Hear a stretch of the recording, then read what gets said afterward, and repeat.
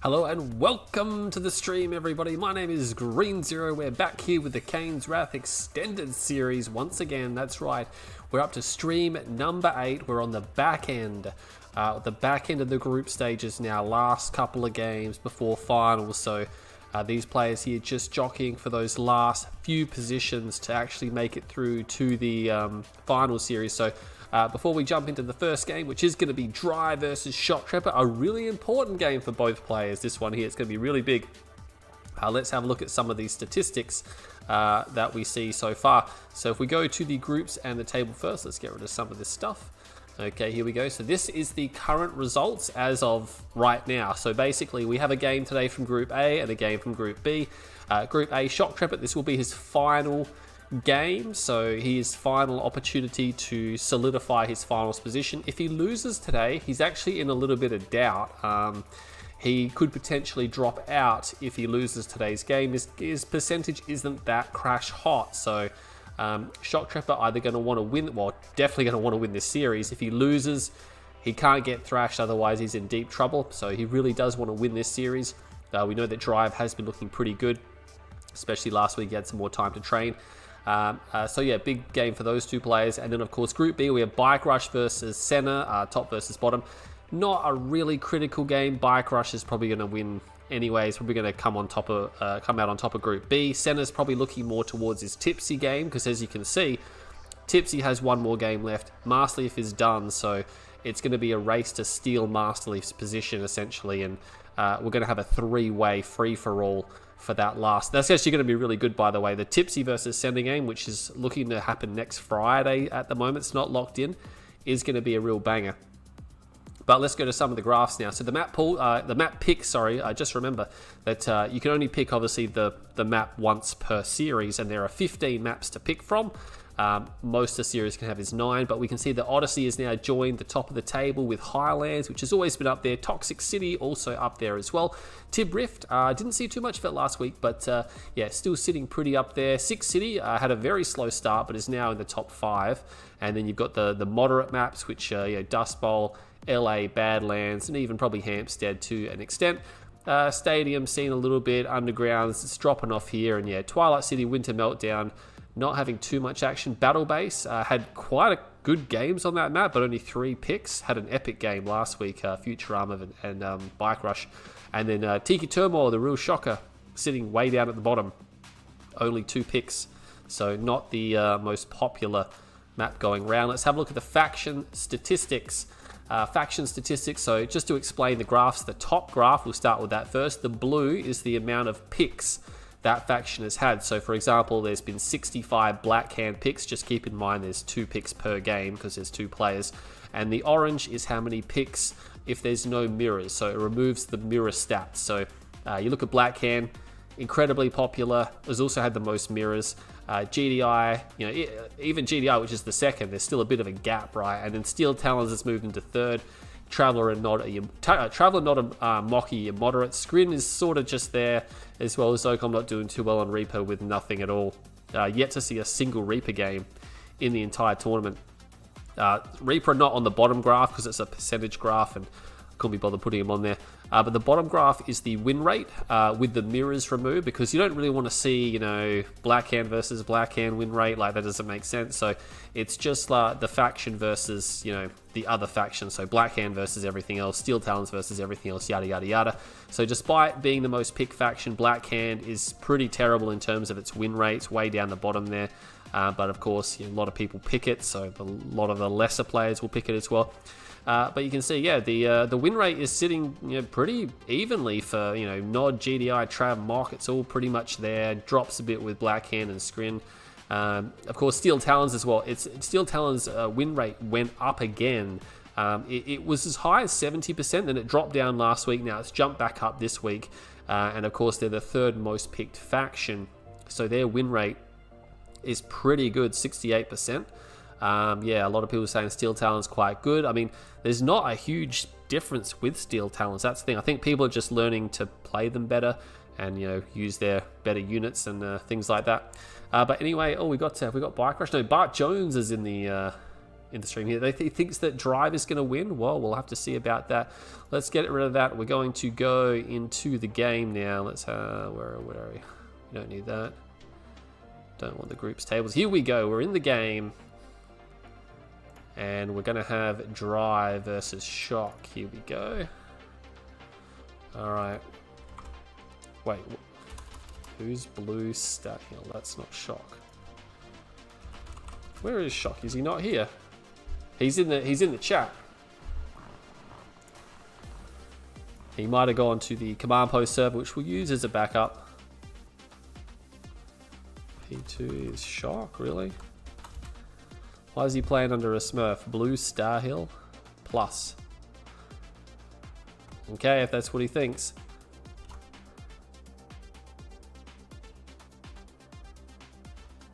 But yeah, let me just put the maps back up there again. Have another quick look at that one just while we get this game going. Let's have a look and see what's going on.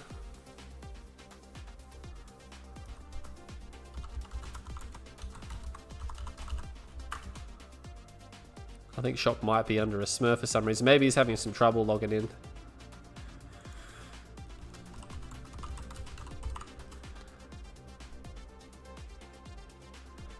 Would random be a valid pick? Well, you can't actually select random in the tournament. It is actually banned, so you must pre-pick a faction. There's no restrictions on what factions you can pick. You can chop and change as often as you like, but you must, or you can't, sorry, pick random.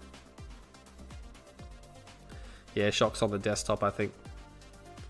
I think he's jumping in now, yeah. All the connections just connected, like, at once. Okay. Looks like they're going to play on Odyssey.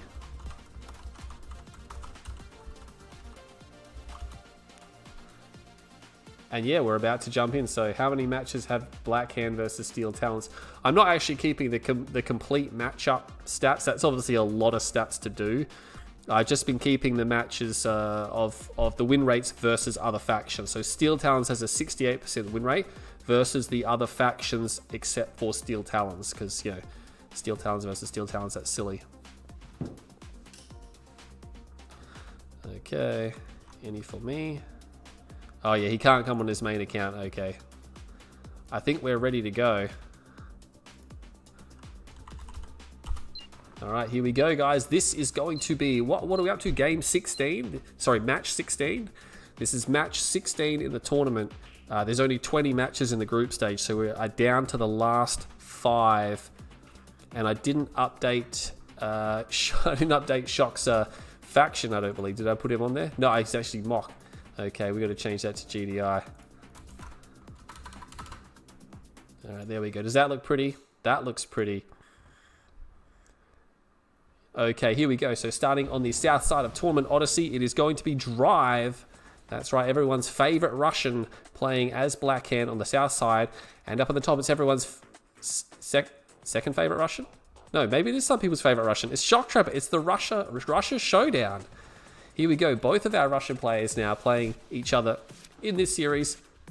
And yeah, it's a critical game, right? It's a critical game because Drive, he's 1 win from 2 matches. If he wins here, that'll be fantastic. His last opponent will be Phoenix, which he actually plays on Tuesday. That's right, that's what I forgot to plug as well. There is a Tuesday night Kane's Wrath game. If you've been looking at my channel and my streams that I've set up and my posts, you'll see there's a big Tuesday night rumble. You're like, GC, bringing Kane's Wrath on a Tuesday night. Hell yeah. Way to break up your work week there. We're going to see a Tuesday night game. So that's really critical. If Drive wins here, he's going to be feeling pretty good going into that final game. But if he loses here, it's going to be like, it's going to be pretty rough. You know, it's going to be rough. I mean, Shoktrepet wants to win because that will seal the deal. He will take the second position in the group no matter what. Maybe even first if Bart Jones loses against Nash, which is going to be another important game. Probably not for Bart, but for Nash as well. Drive's third. Yeah, it's Drive's third match. And then he has his last match on Tuesday. So he's going to be done and dusted in the next 2 days or 3 days, depending on your time zone. So call him Bike Rush. Drive has been doing this a lot. We saw him do this like almost all last week where he starts with the triple bike open and it just pokes the enemy. It doesn't really get kills or anything like that, but it forces units out, and it forces a very light contained at the start of the game. And look at that, he's just going to pull back that bike. Look at that, he's just going to harass Shock, force Shock to build the tower, force him to build the pitbull, and of course he still maintains all of the bikes, so he can use them to sort of just keep eyes on Shoktrepet. And look at that, he's going to harass the MCV. This is just annoying. Like, the MCV's like, oh man, it's got to redeploy. He's just slowing down the expansion. More pitbulls coming out now. Not going to slow it down too much. Shock's not going to have any of those antics, so he's going to push that back. If there's anything wrong with the audio, just let me know. I'm just going to do a quick sound check. Yeah, looks pretty good. Pretty sure all the game sounds, everything should be pretty fine. Battle over here. Looks like he might have lost. No, he didn't lose a bike. It's going to get all the bikes away, so there you go. And this is what we saw with Drive as well. When he was doing the triple bike open almost every game, he would very rarely even lose a bike. He would just go poke the other guy, just poke the bear, and then bring them back, and it's, you know, makes him feel more comfortable. And it's also a good way to not get rushed, right? Because if you've got triple bike, you've already got units out. Actually, a second war factory from Drive, so he's going to be double war factoring. Shoktrepet sees it straight away. He's like, all right, cool. You're going to war factory before ref. I think Shoktrepet's gone for a ref because there's a harvester here. So this is there's a small window where you can attack the GDI player here, because you've got double war factory. They've only got one war factory. And, you know, it's a big map. Are you going to pump out Predator tanks? Are you going to pump out Pitbulls? He's actually going for Predators, which are far more reliable than Pitbulls. They are obviously slower, a bit more expensive. And look at this, Driver's going to take the time to de-garrison these structures here, and this will completely block out all the vision. Look at that, I think he was trying to draft and send some units off. And look at that, he's going to kill these units as well once he realizes he's being shot at from that ramp. But yeah, Driver's going to make Shoktrepet blind, and then he's going to come up on the left-hand side. There is a Predator tank there. The second war factory is now down, so Drive probably waited a little bit too long. Cleaning up those scouts bought Shoktrepet an extra 20-30 seconds, and that's all he needed to have these units in position. Oh, pops that bike. Boom. See you later. But yeah, we're going to see double war factory. Probably going to go into a second ref, or is it going to be fast AP ammo? I do not know. We'll have to see what he drops next. I think it's going to be, yeah, he's got a second ref down now as well, so look at that. Drive, even just making sure he cleans up all the enemy scouts, so Shock is a bit blind. And look at this, Shock's drafting again because he's like, hey, I can't see anything, and he has to keep drafting, which is good that he's putting the scouts back, and that these guys cross the vision, so Shock knows they're there. He's already got units here anyway. There's one Pred and a couple of Pitbulls, so he should be fine. He's going to harass the Spike, force Shoktrepet to come outside of the confines of his base there, but he's not going to get that. Puts the repair tool on it, making sure that Spike maintains its highest HP. I don't like the 2 War Factory before ref, says Masterleaf. Well, Masterleaf is on the verge of being knocked out of the tournament because he only won a single match, and his eyes are going to be firmly fixed on the Tips Senna game. That's where it's going to be, and that's probably going to be, I think it's poised to be the absolute last game in the group stages. Again, I'm trying to tee up the last 2 games for Friday that there will be after today and Tuesday. But yeah, Shock just sending these forces out. What's happening over here? Oh, look at that. Drive finds a gap. He finds a gap. He walks right in between these units here. Gets a harvester. He's going to get a hammerhead. There's no AP ammo. It's not yet done. Shock's not pulling harvesters. Shock's got units out on the field, but they're just not in position. This is fantastic for Drive. He's going to get another harvester kill. That's 2 harvesters. He's pulled more harvesters off the line. There's still no Shock units responding. There's just one Predator. This Predator tank's not even moving. Shock's not doing a very good job of holding this. He's lost 3 harvesters. Surely he's not going to lose a 4th harvester. That would be pretty devastating. He lost a 4th harvester. He's going to counterattack, but Drive's got Scorpions, and he's got man spam there. That is not going to work. Oh my god. Looks like some units did get destroyed on the way out. Actually, quite a few units there getting destroyed. So a Drive might have stuck around for a little bit too long, but I mean, 4 harvesters? Yeah, yes please, he'll take that. And look at that, he's going to have to back off with his forces. His counterattack was completely denied. He did no damage whatsoever. He's got some forces over here as well. Little bit of lag by the looks of things. Oh geez, yeah, that is pretty bad. Maybe one of these guys losing connection. We'll have to see what happens there. Maybe it's me, I don't know. Oh, it's actually going to freeze up. Not sure about this, yeah. This is actually interesting, yeah. It slowed to a crawl and then stopped.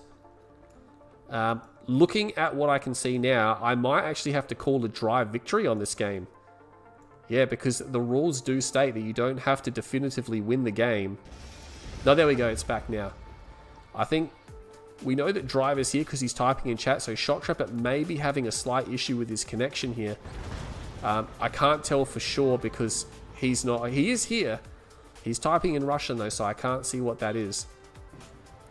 So what we're seeing here right now is obviously one of them, their connection is dropping in and out. Maybe it's me. I don't think so because the stream is still working just fine. And it's back. Look at that. Just like that, it is back. So I don't know what that was. It's been a long time since I've seen the sluggish stall into sluggish stall and then come back. Like, you don't usually see that with Kane's Wrath. You just usually see it grind to a crawl and never actually stop. But nonetheless, it is back, and neither side really got an advantage out of that because, again, nothing really happened because, you know, nothing much was happening. But yeah, the rules in the tournament do dictate that if one player is ahead, they don't necessarily have to be in a game-winning position for me to actually call the game. And the reason why I have that rule in there is because sometimes a player might decide to dump their connection if they have a bad fight, and then they can claim, oh, well, I wasn't really dead. I was just behind. You know, it's not fair on the other player. Players are responsible for their own connections as well. But again, realistically, with these players, I wouldn't expect anyone to intentionally disconnect at all ever. Yeah, it's almost unheard of in a tournament with professional players. And Drive's going to come along here. He doesn't have dozer blades. Okay, doesn't have dozer blades. I like the inclusion of the infantry over here as well because it just makes the scorpion tanks that much harder to deal with. Dozer blade is done, so Drives is really going to commit hard to this attack. A lot of his infantry got cleaned up. He will decoy. The decoy will draw some fire here. But yeah, I'm not sure who's going to win this. The hammerheads are a bit of a problem, right? There's some bite buggy up the back, but I think the Scorps might... Oh my god, he got hit by that Orca Strike. Those 3 tanks got smashed. Oh man, I can't believe that Drive did not move his tanks there. I mean, maybe there was a little bit too much going on. He might force Shoktrepet to move back, but I mean, the armies have basically traded. I don't think Drive can continue to push this from his position. More infantry coming from the right flank, though. He's going to move across. The bike buggy is going to get shot. These guys are going to move into the base. The hammerheads are forced to engage. They have no choice. They have to engage, and that's going to result in dead hammerheads. But those hammerheads are killing enough bikes to make it worthwhile. Those predator tanks move back to the base. Infantry was left behind by Drive. But this is really important, right? Because he's keeping the hammerhead the hammerhead count extremely low. I mean, it's basically all but gone now. But Shok is in a bit of tatters, right? He's not really organizing himself too well, especially in the defense. He's probably going to lose this base here. This Harvester is going back, which is really unfortunate. He might actually be able to save it. No, that's not going to happen. And these forces here, this base is going to fall because he basically, yeah, he realizes it now. He's like, oh, well, I can't save it. He's just going to sell it, get the money out of it, and make a move. He does have a ref on the expansion, but oh, Drive, he's got double ref on the expo with 5 harvesters already there. Yeah, it's such a good position. He has managed, he's got 4 hammerheads up. Is that going to be enough to overrun this much infantry? I mean, maybe, but he's going to take losses, especially if the hammerheads overlap. Yeah, look at that, he's going to start fire. Oh, he's actually firing at the airfield. So he split his fire. Realistically, he should have tried to focus down the hammerheads. There's a mantis there. Yeah, see you later. All the hammerheads are going to be destroyed. The hammerheads have been completely shut down. There's still some infantry remaining here. 2 mantis moving into the base. A couple of Scorp tanks. Shok just has so few forces remaining, and Drive is now doing this on a hairstring budget. Like, he's just got only a handful of units here, but he's just causing so much problems that he will not go for the command post. He will back out. I guess he decided there was a bit too much there. He might have to turn around and fight, right, because he's going to get shot in the back. Yeah, he realizes it now. It's like, oh, I can't get these guys away. Takes 1 more APC, maybe a second APC, because he's got a heroic squad there. Oh, he's not quite going to get that second APC, no, but still, an APC and a significantly damaged one. At least it was better than just losing all your infantry for nothing. And here comes a triple Rax man spam for Drive, because again, he's got, look, he's moved so many more harvesters over here. He's got 3 more harvesters on top, so there's like 8 here now. Beacon's going to come in, so Shok's going to realize there's a lot there. There is some bite buggy, there is some tanks. I mean, Drive not doing anything particularly special with his unit comp. It's just Scorps and infantry. And I think he realizes he's going to get attacked over here because he puts the hand and nod down. I think he's going to try to pump out. Yeah, he realizes it now. He's going to try to pump out some infantry, but is it going to be soon enough? This force is kind of almost here. Yeah, there's the laser turret to try to buy time. The turret heads don't have a lot of health, so they can be destroyed relatively quickly. He's even going to go for the hub. Yeah, look at that. He's just going to focus that hub down. There's too many preds there. Able to dispatch that quite quickly. Gonna try to take out the barracks, but yeah, the buggy rocks up. There's just a little bit too much here for him. He decides, you know what, I'm gonna back off. Hammerhead's coming in now, trying to take that tank out, but again, every time these Mantis fire, it's basically a dead Hammerhead. Sending the Mantis forward, really gung-ho with those, and the last of the Hammerheads are now destroyed. The Mantis can safely evac out, but I mean, there's not a huge amount of infantry here, but it's going to be enough to break this base. Yeah, Shoktrepet, unfortunately, not a cohesive game number one. Yeah, not a cohesive... I just felt his defense was not that crash hot, especially where he lost those 4 harvesters, and then, again, lost more random harvesters. He just didn't seem to have his head in the game, and Drive comes through and takes game number 1. So what are we? Group A, Drive versus Shock. Game 1. I cleaned out my replay folder so it's easier to track. So yeah, there it is. Drive takes game number 1, so he will take the opening salvo. But again, it is a best of 9, so there is a long way to go. Where has he gone? Let's keep this series going. I like to keep the series moving. Like, if they have a really long series, I don't mind if they have like a 10-minute break after, you know, 4 or 5 games, but in between games, it should be a matter of minutes. We got Drive writing in Russian. Let me have a look here and see if they're trying to type anything.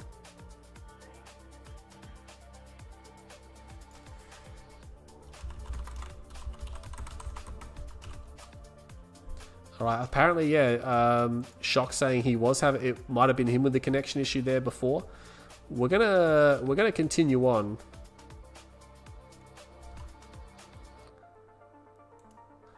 Let's just put the screen up. Drive still got some fuel called. How many viewers are we up to? 75?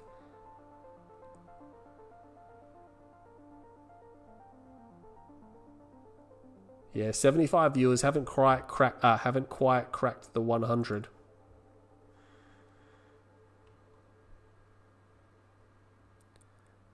And just waiting for these guys now to continue on.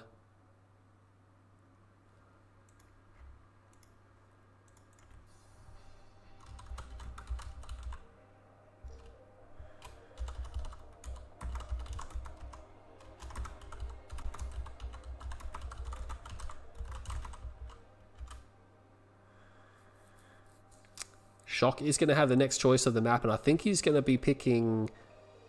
Hampstead Gardens. That's the map he's got up right now. Let me go back and just get rid of the this here.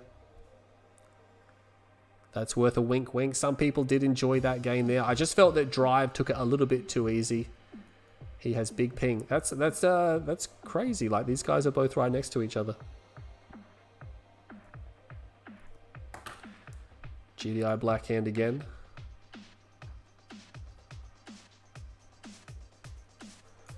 Yeah, but I just think, looking at that first game, like, Shock was not on point there. He was really all over the shot. Wasn't able to get his force together, and Drive just very calmly just won the game. But yeah, it's a nice start, obviously, for Drive, but it wasn't a convincing win at the same time, I don't think. I think he really was only able to succeed because Shock sort of had a bit of a lackluster open.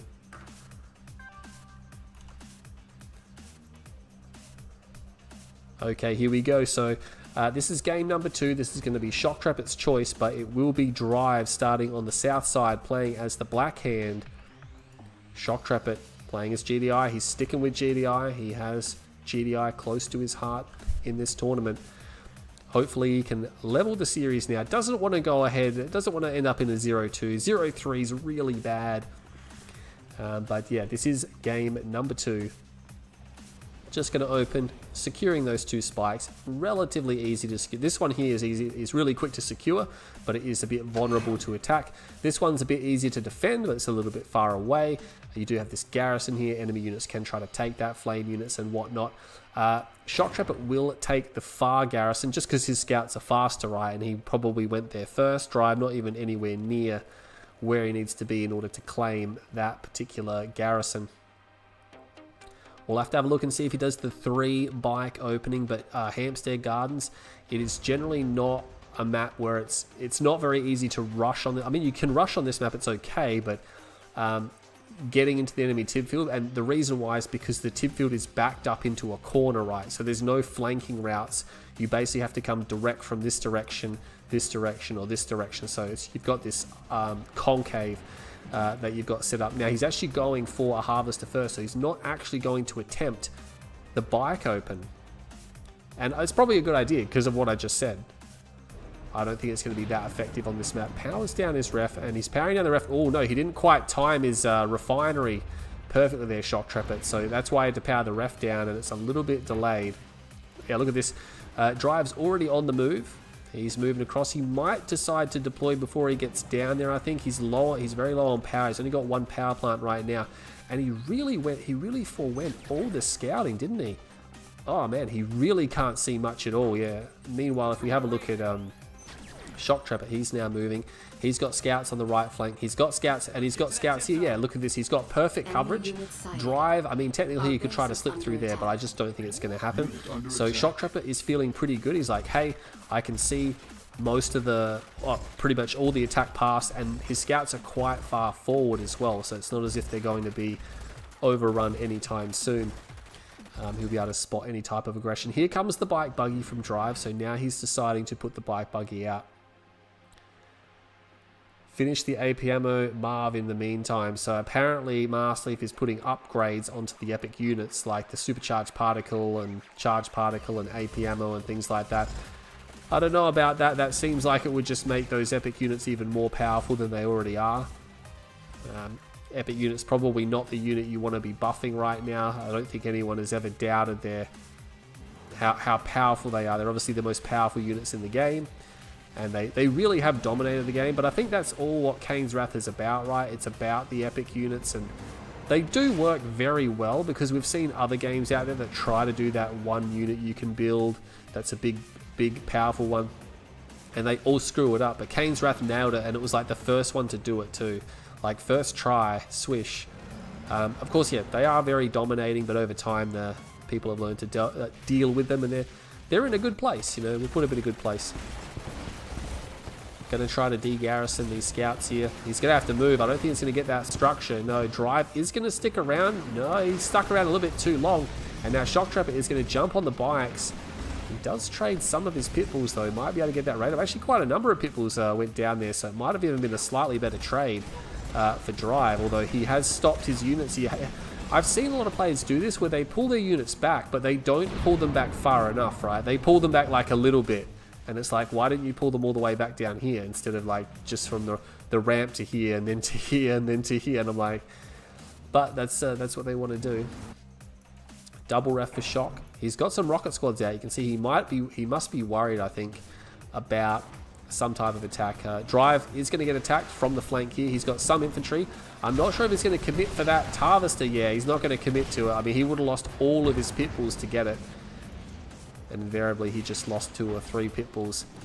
He sees the shrine though, so he knows that the infantry upgrades are on their way, and it's tanks again. Tanks and infantry. Drive likes this combination. What I'd like to see from Shoktrepet is, yeah, to get the hammerhead count up quite high. Like, don't engage till you have at least 6, which I know is not a lot, but for hammerheads in the mid game, that's a good striking force. Because when you get them to 6, then all of a sudden they're at 8, then they're at 10, then they're at 12, and then the black hand player's like, crap, I can't deal with that. And you get a lot of map controls. Actually going for Shatterer tanks. I don't know about this. Shatterer tanks versus man spam. Like, yes, they can one-shot the rockets, but the problem is they cannot kill. They literally cannot kill the disciples. And so they'll just shoot round after round after round after round at the same disciple. So you just got to be careful about that. Sniper Marv, yeah. I don't like the Sniper Marv just because whenever I use the Sniper Marv, it never shoots. You literally have to manually order it to kill each individual infantry unit. It's just not cost effective. You might as well put like a grenade squad or a double grenade on the front, because that will auto shoot and it will do a lot of splash damage as well. Shatterers, Pitbulls, APCs, it's all happening. What was that? I think that was a V35 maybe? Whatever it was, it got blown to pieces. Couple of Shatterers out by themselves. Yeah, Shock doesn't seem to have... I mean, he's got all these hammers all spread out. He's going to go for a Marv, actually. All right. He seems to have changed his mind, going for a Grenadier squad. Maybe this is for the Marv. I don't know. I'm not too sure. Both players actually pretty passive right now. Splits off the Raider buggy. That's probably for clicks, is it? He went for his tier 4 War Factory first. Maybe he's going for clicks now. No, he's not actually building clicks. He just wants to have a look and see what Shok's got. And he's going to find these hammerheads. Does he have rockets in there? He does have. They actually... Oh, some of them. Some of them have rockets in them. Some of them do not. Hasn't moved all his harvesters. Still has a ref he could sell there. So Shok not completely organising himself too well. Drive, on the other hand, is organising himself. And he's going for purifiers. He knows the hammerhead threat is there as well. So he's going to put these turrets down. And almost certainly Tib Core, I would think. Yeah, Tib Core. A lot of players do this. They put the tech center back up on the high ground in the corner here. And it ends up coming back to bite them when people just drive up the ramp, snipe it, and then back out. So I guess it's easier to defend from certain directions, but just not all of them. But yeah, very passive Blackhand gameplay here. Tib Core should be done soon. Yeah, it's almost completed, and those hammerheads really will have to watch out once that's done. It's actually going to be a dual MCV. Oh no. Okay, so he's got one MCV, but he's going to go Marvest his own third field, which is very risky. And then he's going to siege this field, I would think, with Juggernauts. Sure, he's got a lot of Shadow tanks there. He's got infantry. He's got these grenades are actually going to be used on the ground. Space Command. Okay, he's got the uplink. Not sure if Drive can see the harvesting that's going on over there, but still. A couple of units just cutting this area off here. Has a rocket squad garrison inside the Redeemer, and he's going to start to attack the Spike as well. So, again, just very passive gameplay from both players, but now they're really starting to poke and prod. There's Mantis here. Those hammerheads will want to watch out. Oh my god. He just flew right past them. Hammerhead for a Mantis. Actually going to lose a second Mantis? Maybe. Yeah, Hammerhead for a Mantis is actually a good trade because the Mantis are cheaper than the Hammerhead. But you don't obviously want to be trading. Obviously you want to kill a lot of Hammerheads per Mantis. Gets one of the APCs on the way out. And oh my god, Driver's put his ref down the wrong way. Hasn't had time to rotate it. Oh my god, that rage on all of the Shatterer tanks. Oh my god, he needs to stop shooting right now. He just destroyed half of his Shatterer tanks and one of his Juggernauts. Like, that was really bad. I can't believe Shok didn't realize that the Redeemer was right there. One repair pad, one rocket squad. And this is the thing. He's a little bit too far back for my liking, right? And is that Spectre? Yeah, oh my god, he's just attracted Spectre artillery now, and this is a nightmare situation for Shok because Spectre artillery thoroughly outrange Juggernauts, and that's their big deal, right? They can sit back inside the base of a Drive where they're very, very safe, and they can just launch these shells from absolute maximum range, and the Juggernauts will have no choice but to come forward because again the Juggernaut range is a lot shorter, and once they do, Drive is probably just going to charge them like he's about to do now. Although I have noticed that Shoktrepet does have the EMP control center. Oh my god, a lot of buggy being destroyed on the high ground. Drive decides, no, he's not quite sure he wants to go for that because all the Juggernauts fell back. He probably knows the uplink is there as well, so a shockwave almost certainly coming out. The Marv only has one rail unit in it. Hasn't fully garrisoned his Marv. War Factory comes down, but again, Shok's a little bit too far back, which surprisingly I think is actually helping him a bit because of the Spectre threat. The Spectre's like, oh, he's just a little bit too far away for me. But that's the thing, like Drive is harvesting a lot of this field, and it's much more cost effective to harvest than it is to Marvest because Shok has no third base now. The Marv is over here, so there's no more Marvesting, so he's going to be long-range mine. The Marv is taking a lot of hull damage. Shockwave artillery, it's going to come down on the Redeemer. It's going to hit the Redeemer. The Rage Gen goes off. I don't think it's going to hit anything. Yeah, the Rage Gen, I'm not sure if it took effect. The Hammerheads are going to come in now. They're probably going to get obliterated. There's a little bit too much Tib Core for them, and I don't know who's going to win this. Yeah, Shok's got units everywhere. The Redeemer, is it going to go down? He needs to get the Redeemer. I think he's going to get the Redeemer. Yes, he will take out the Redeemer. That's a huge blow. The Marv is actually still alive. Now, this is really important. The Grenadier squad's actually killing infantry. There's a heroic commander there. Will delete all the infantry of Shoktrepet, and he's just going to run forward. He takes out the Juggernaut, and I think maybe even, yeah, he finally loses it. He's got another one. Oh my god, he's got another commando up here. I'm not sure where he's going. He's obviously not microwing it. He could get the MCV. Oh, he bypasses the Juggernaut for a watchtower. Yeah, Drive obviously not controlling that very well. Marsleeve's shaking his fist because he's like, I would have done that so much better. But the Marv is here now, moving through. The Spectre artillery have to back off. Remember, the Spectres are not stealth because he's a Blackhand Spectre. Gets one on the way out. That's nice. And Drive, oh my god, is he actually not going to win this fight? It looks so good for him at the beginning, but Shock has just managed to survive somehow. And he's reclaiming the Purifier husks. Oh, that's not good at all. He's still got 4-5 Juggernauts here.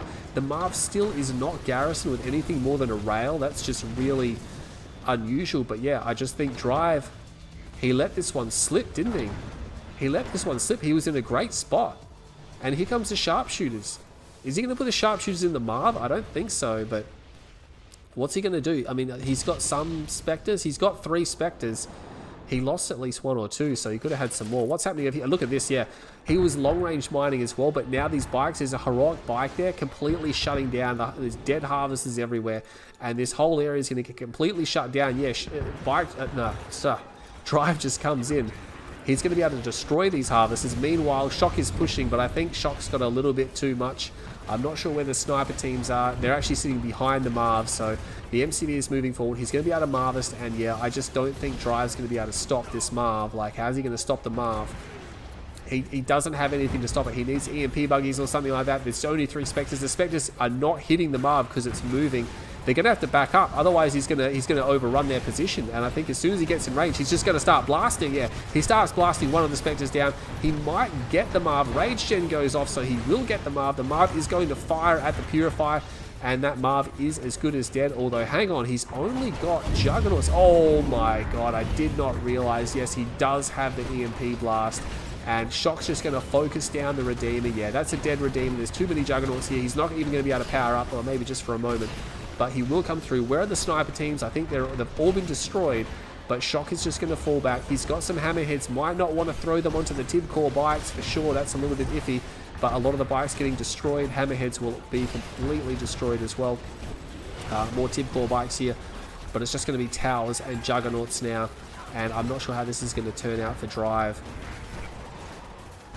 Yeah, look at that. Takes out the hammerheads. I mean, he's doing a good job of holding on, but I'm not really sure. Look, he's still long-range mining. I'm not sure where those bikes went. I think they came back to join the rest of these forces. He's going to try to flank the Juggernauts, which, you know, he's going to do an okay job, but there's just too much sporadic firing here, and the bikes are just going to get worn down because they really don't have any armor at all. He has got him down to just 2 Juggernauts, but they're going to walk backwards. He's going to be fighting AP ammo units here now. There is a heroic bike there somewhere. Yeah, there's a heroic bike there which might be able to do some work. But yeah, this is the thing.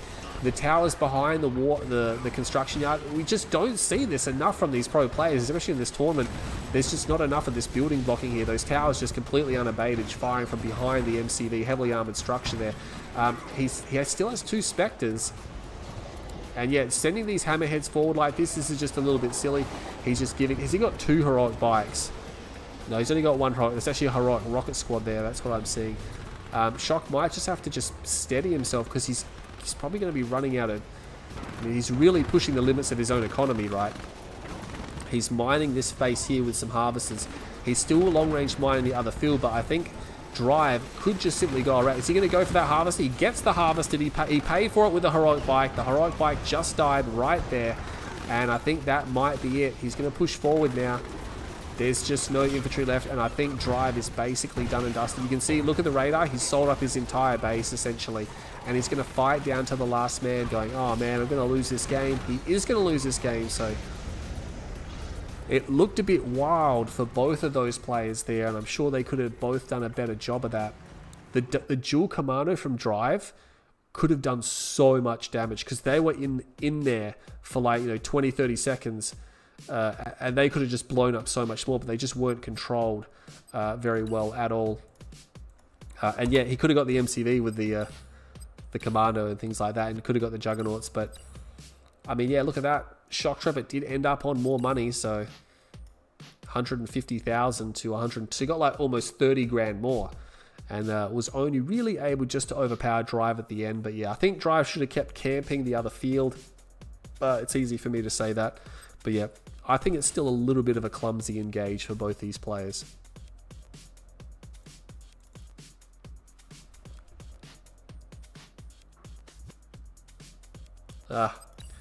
There's nothing more than I like someone who creates a game and then immediately alt tabs, which, if you guys don't know, that instantly bugs your game and stops people from joining.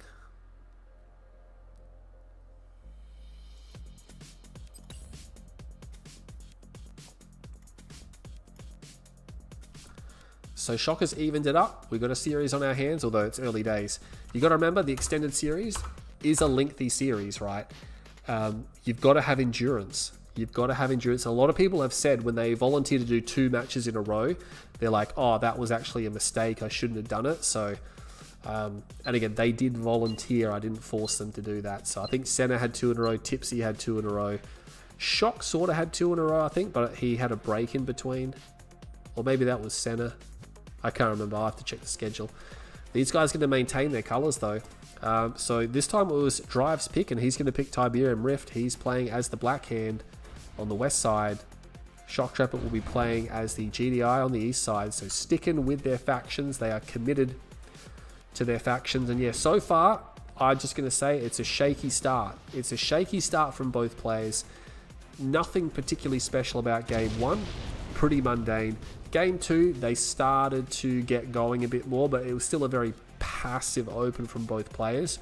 I don't like to see Blackhand be too passive. You know, that's a lot of scouts, by the way.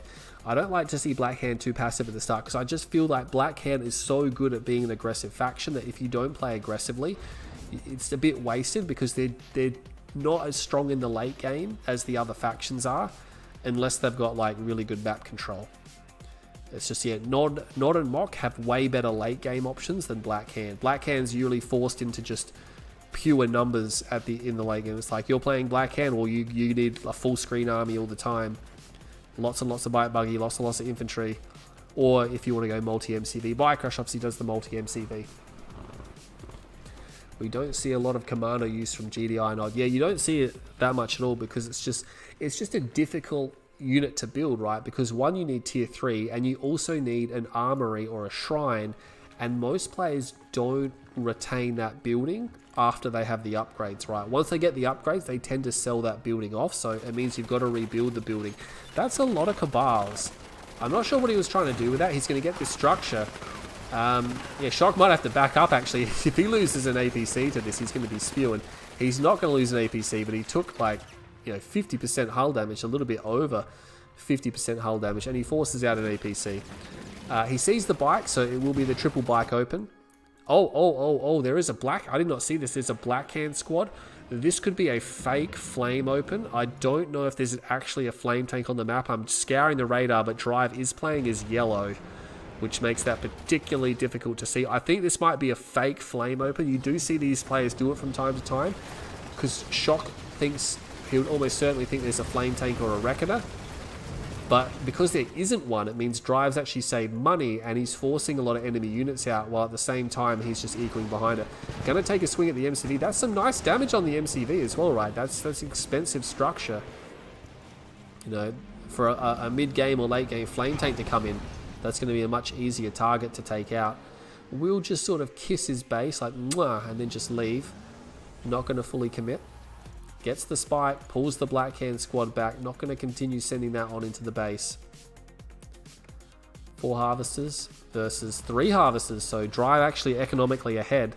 He hasn't begun to move the construction yard yet. He might end up going for a second war factory. Shock's really spread out, isn't he? He needs to get these units together. Yeah, he's spread out all over the place. He needs to coalesce into one fighting force. And maybe he can just go in, because Drive doesn't... I think he's going for the second war factory almost certainly. There's the Blackhand squad. Yeah, it's going to be double war factory like I thought, and he's going to do double war factory Scorps.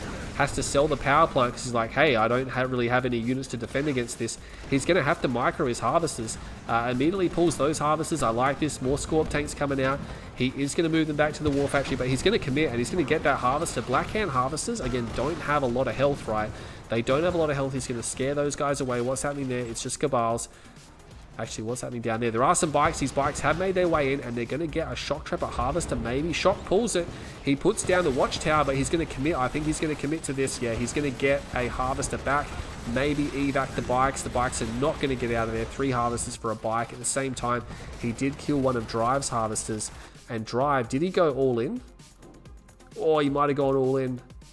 I don't see his... Yeah, he is. He's 2 war factory, all in with 4 harvesters. I guess this is the thing, right? He probably thinks he has 5 and hasn't realized he's forgotten to replace one. So maybe he knows, maybe he doesn't. But you ideally want 5 harvesters. And the problem is that Shock's got an expansion, so he needs to start doing economic damage to Shock right now, because if Shock is able to steady, he's going to end up ahead. Snipes the tank down, has just enough pit bulls to one-shot these tanks, and these pit bulls are pretty badly damaged. Then to go back to the War Factory, and again, Drive's going to have to push his luck, but around the War Factory, yeah, there's a Predator tank coming out now. That's going to be really hard to dislodge from a War Factory position. He is maybe going to get some of these, yeah, going to get a few more of these pit bulls. Battle markers over here, it's just infantry. That engineer making his way along the top of the map.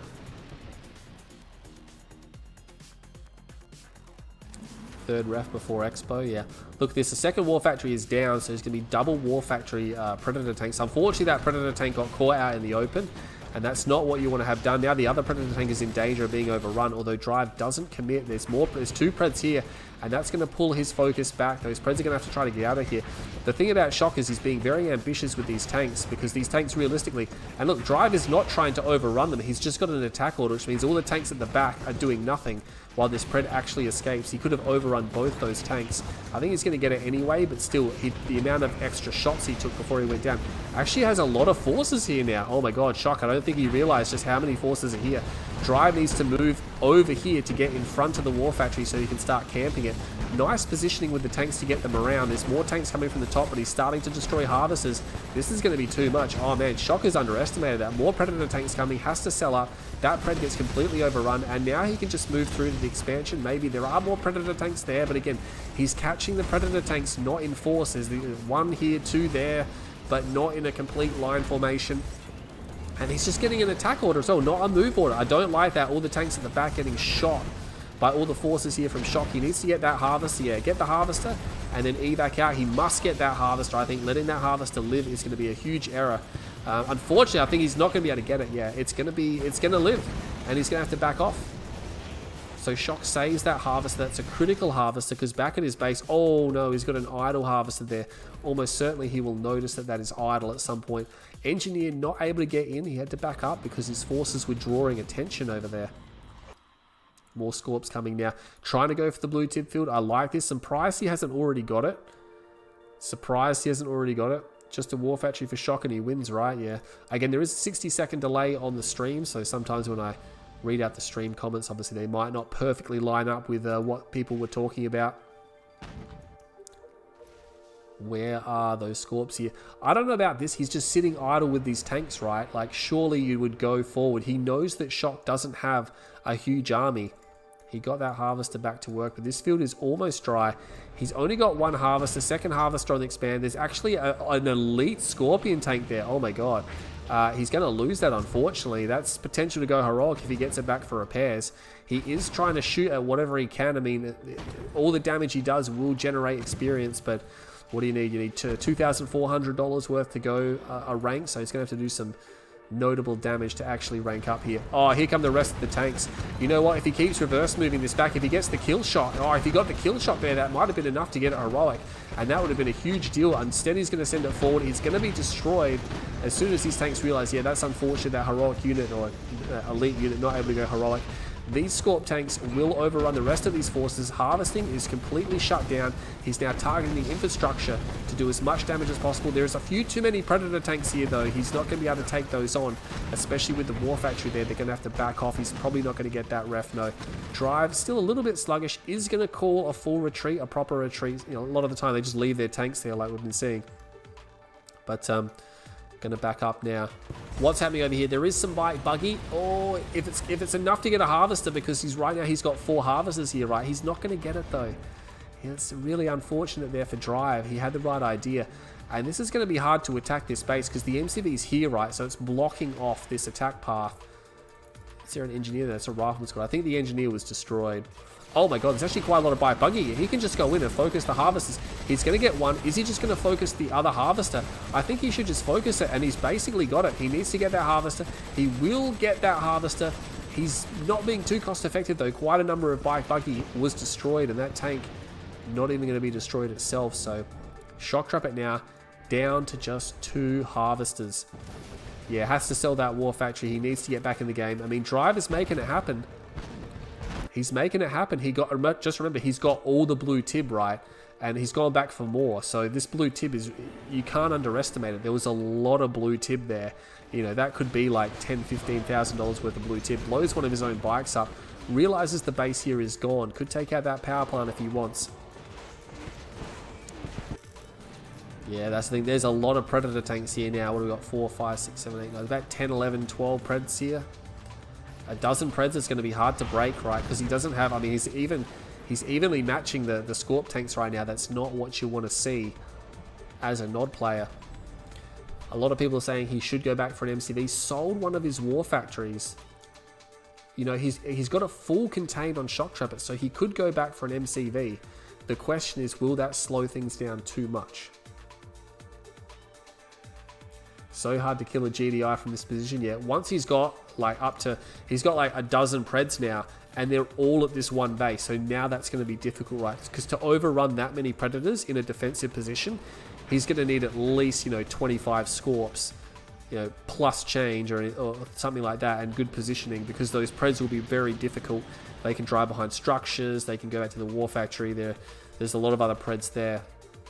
Especially with Drive seems to constantly do the attack order and not the move attack, which is a bit frustrating to watch sometimes. All his tanks at the back just doing nothing, but he's now just meandering around, maybe going to pull those back for repairs. Did he go for an MCV? He has. So, oh my god, we've gone from a really intense knife edge situation to the potential for the game to go back into a regular game. But these 4 Orcas, I don't think Drive's expecting that. No APM, it doesn't have the money for it, I guess. Probably doesn't need it yet either, since he doesn't really have any units that benefit from it. I guess he wants to save every dollar he can for his eco. Oh man, if this gets 3 harvesters, Drive is going to be in a really bad position. He's got no anti-aircraft here. Let's see the split for Shock. It's a perfect split so far.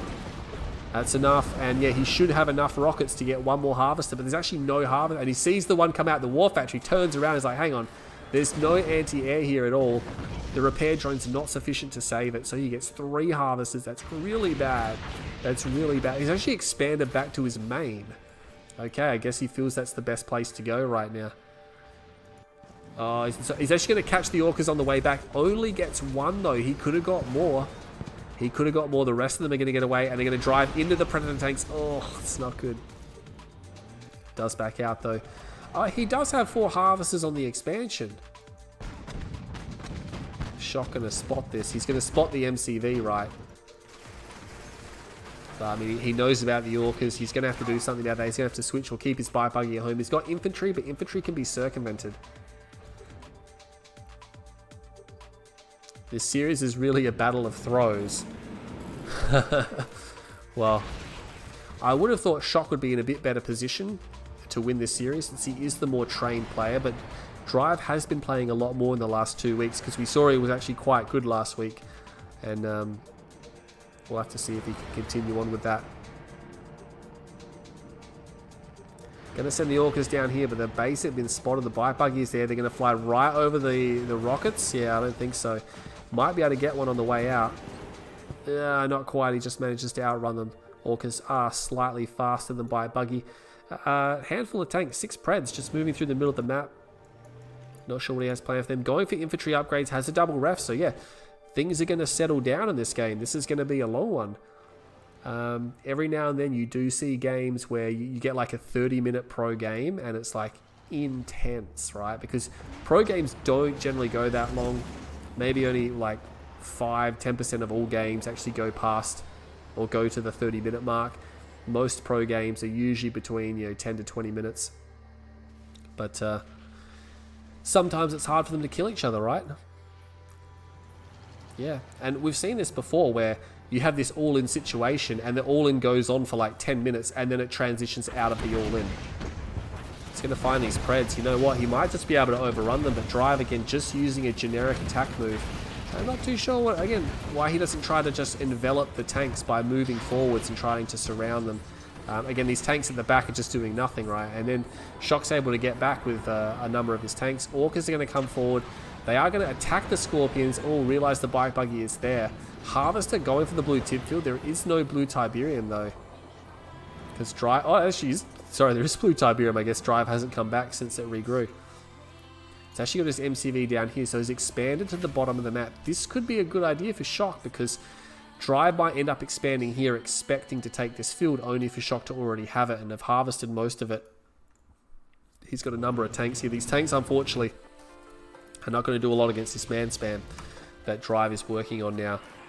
He's got an operation center, but instead of building SAM turrets, he actually built Mantis. I guess he wants to be able to move his anti-air around. You don't really need Mantis against Orcas, I don't think. They're great versus Hammerheads, but against Orcas are very, very light. Actually, he does have Hammerheads now.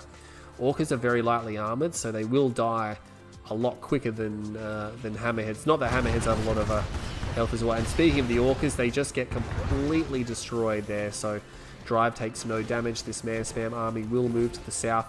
Oh, he has to back up. Oh, that's not good. Shock is leaving, but he's going to push this attack.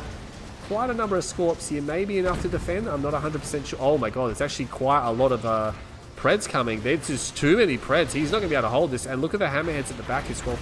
He's just going to move forward. And this is the thing, Shock is now on a move order. So he's got the right idea. He's just going to move forward. He's going to level this base. He's going to take out the infantry. Drive in a little bit of trouble now. This game is sort of starting to turn away from his favor. Shock seems to have steadied. Even though Shock doesn't have a third base, he has re-expanded to his main. But he is going to continue to push the attack here. He's going to get that SAM turret. There's a lot of infantry here, though. Is he going to commit? He's got a lot of Hammerheads. There's a lot of buggies there. You don't really want to engage buggies with Hammerheads because buggies are really cheap and it takes a lot longer to kill them. Yeah, he's going to have to back off, I think. I think he's got enough infantry here to force back these units here. These Preds are going to have to back off. He's going to move forward with the Hammerheads. Not going to take a swing. And there's two Mantis sitting back here as well, and that's a real problem. Once they fire, obviously they have lock-on missiles, so they will never miss their targets. But I like this. He's now managed to get his Hammerheads up to a confident number that can actually cause some serious problems. He needs to call his Mantis down here. The man spam alone, I don't think it's going to cut it. Here comes the bite buggy. It's very quick. He will get some of the Hammerheads, but he shaves off quite a large portion of the infantry. The biggest thing for Drive right now is that Shock had to move his MCD all the way across the map. And that's just bad, right? Because he moved all the way down here, he sat here for a while, and then he had to move all the way up here. So his third base is really far behind. He is getting economy down here, though, which is a benefit. I'm not sure who took the blue tib. Maybe Shock took it.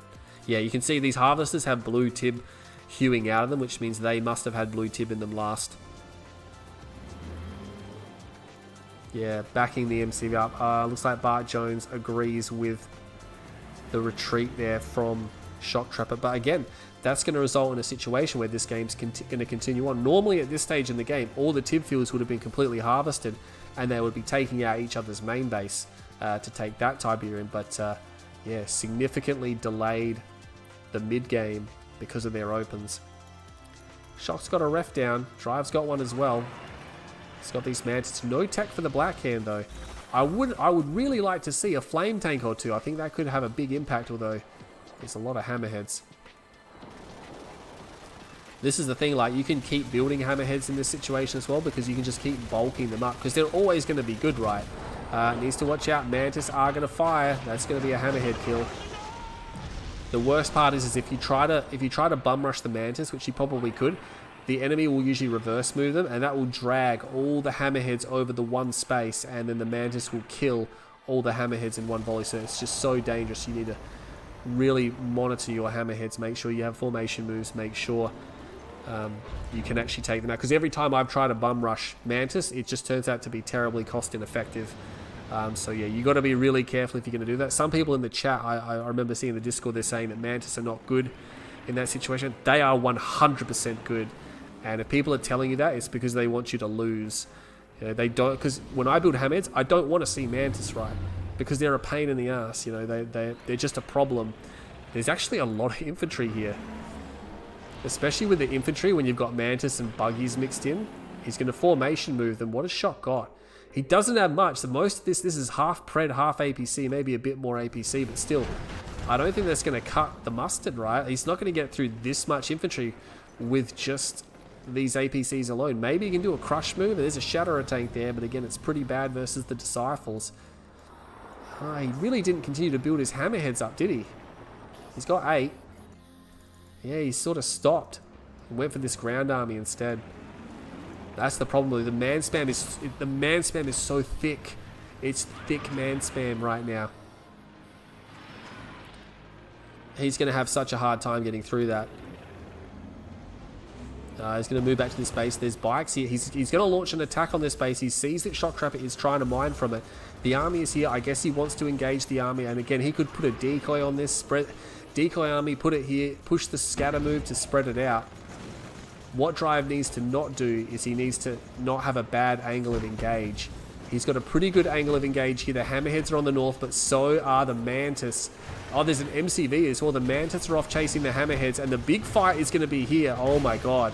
Has he got enough? Has he got enough to overrun this position? I'm not 100% sure if he's got enough to overrun this position. There's so much firing.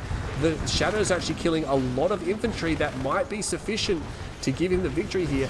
The Mantis are chasing the Hammerheads all the way around. It's ring around the rosy, and the Hammerheads will move over here, and I think Shock might have done it. He has. He's done it. He just lured the Mantis all the way around, and the Shadow tanks, again, the Shadows can kill the rockets. They just can't kill the Disciples, but it was good enough to thin the herd, right? It was good enough to thin the herd, and he makes it happen. So 20-minute game there, so still a reason, not obviously a huge length on the game, but a reasonable one considering that we didn't see any tech in that game. No one built a tech center. A pro game that goes for over 20 minutes and no one got a tech center down. That's crazy. Both these guys just like, nah, we have to push it. We got to push it now. We got to keep attacking. We got to keep this going. June, it's a thick man on your screen. Ah, DP's here. DP is here. He's in the chat. Everyone's second favourite Australian. And yeah, Shock's taken the last two games, so he has now steadied. That game there, I like that game a lot more than the first two, and I think that's the thing. The series is getting better as it goes along. I don't know if these guys did any warm-up games or what, but yeah, the Shatterers were just too good.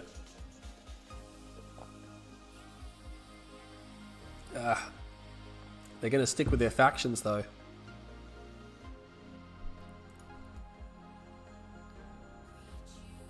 Oh, was there a crash?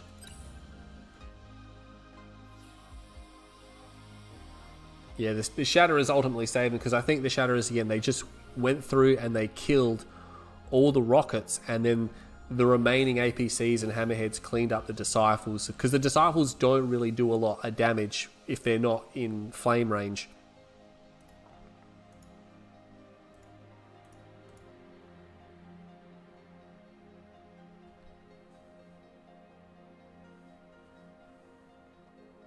Yeah. I like the positioning of the Mantis. Drive had them to secure the flank, but then you could see that at the end of the fight, the Hammerheads obviously hadn't been destroyed, and they came around the backside, and you can see the Mantis chasing them around, like doing a big ring, and it's like, no. I probably would keep the Mantis with the man spam, because that way it's like, well, he's got to come to you, right?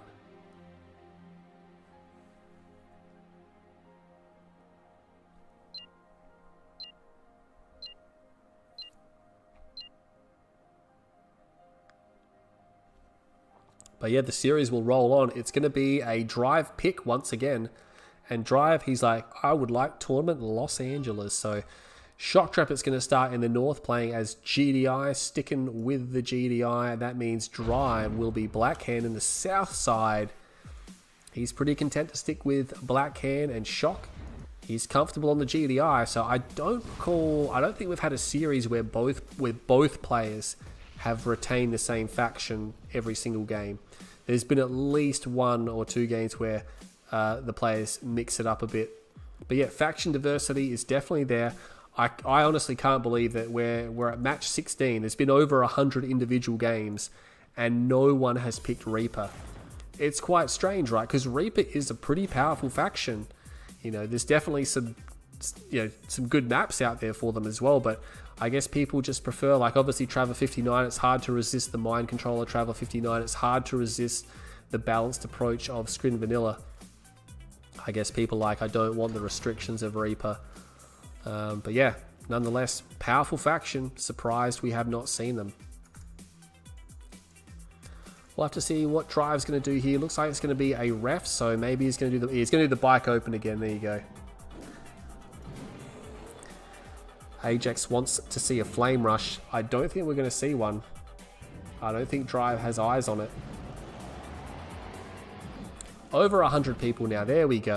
Okay, now we're cranking.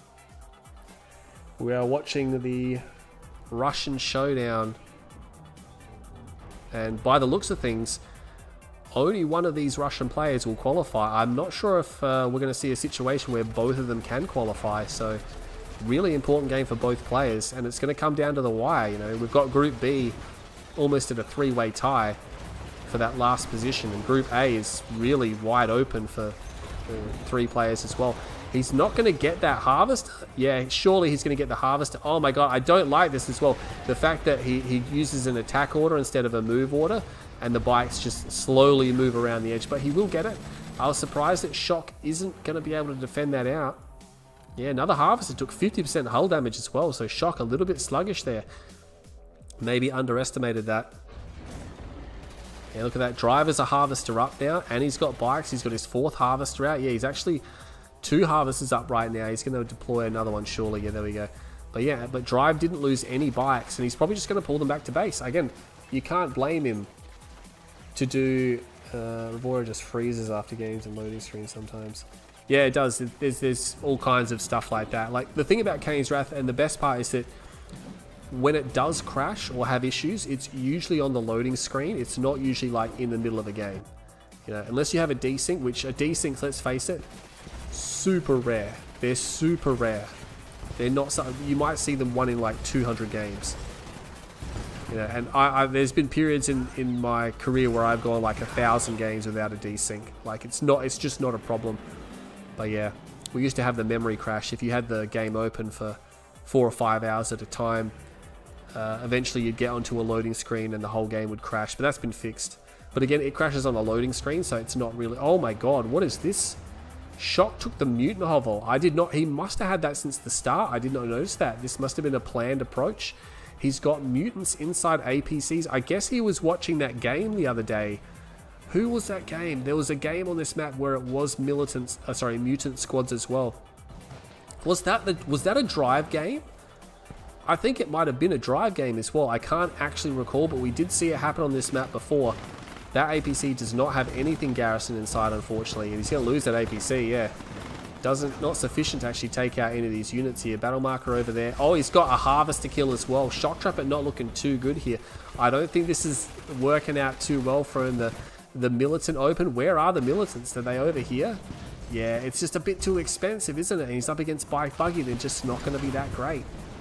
Shock now 2 harvesters killed already in this game. And that early economic damage, that hurts, right? You don't want to be losing harvesters at the very start of the game. You can lose them in the mid game and in the late game, but as long as you don't lose too many. But in the early game, that's where it really hurts. Yeah, Drive's got 1 ref, 2nd War Factory. These mutant marauders, yeah, just no real impact in this game, and you pay $500 to buy it, and then you spend a lot of money. I think it's like 900 bucks or something to get them. I'll have to double check the price. He's going to get another harvest, just comes in, snipes it, and that's it. He's just going to evac. He's just like, all right, I got my harvest tool, let's get out of there. Only lost 2 or 3 bikes, 100% worth. He's going to de-garrison this structure as well. Let's have a look how much they are these days, because I honestly don't know. They're $600, they're not that expensive.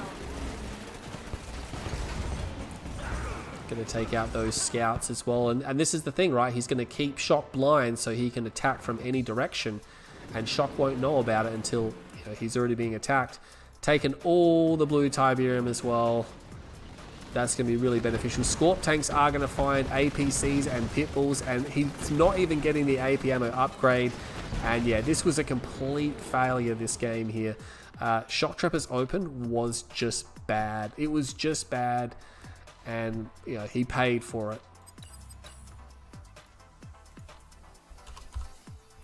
Not much I can say about that. I don't know why he went for the militants against Blackhand that early on. I mean, I'm just not 100% sure what he was trying to achieve.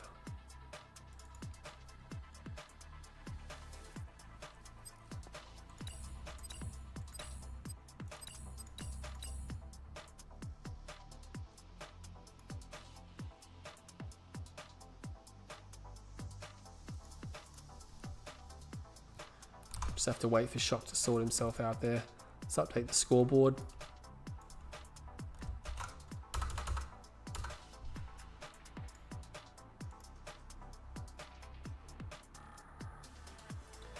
Yeah, there are certain maps that do just desync because they're not built properly.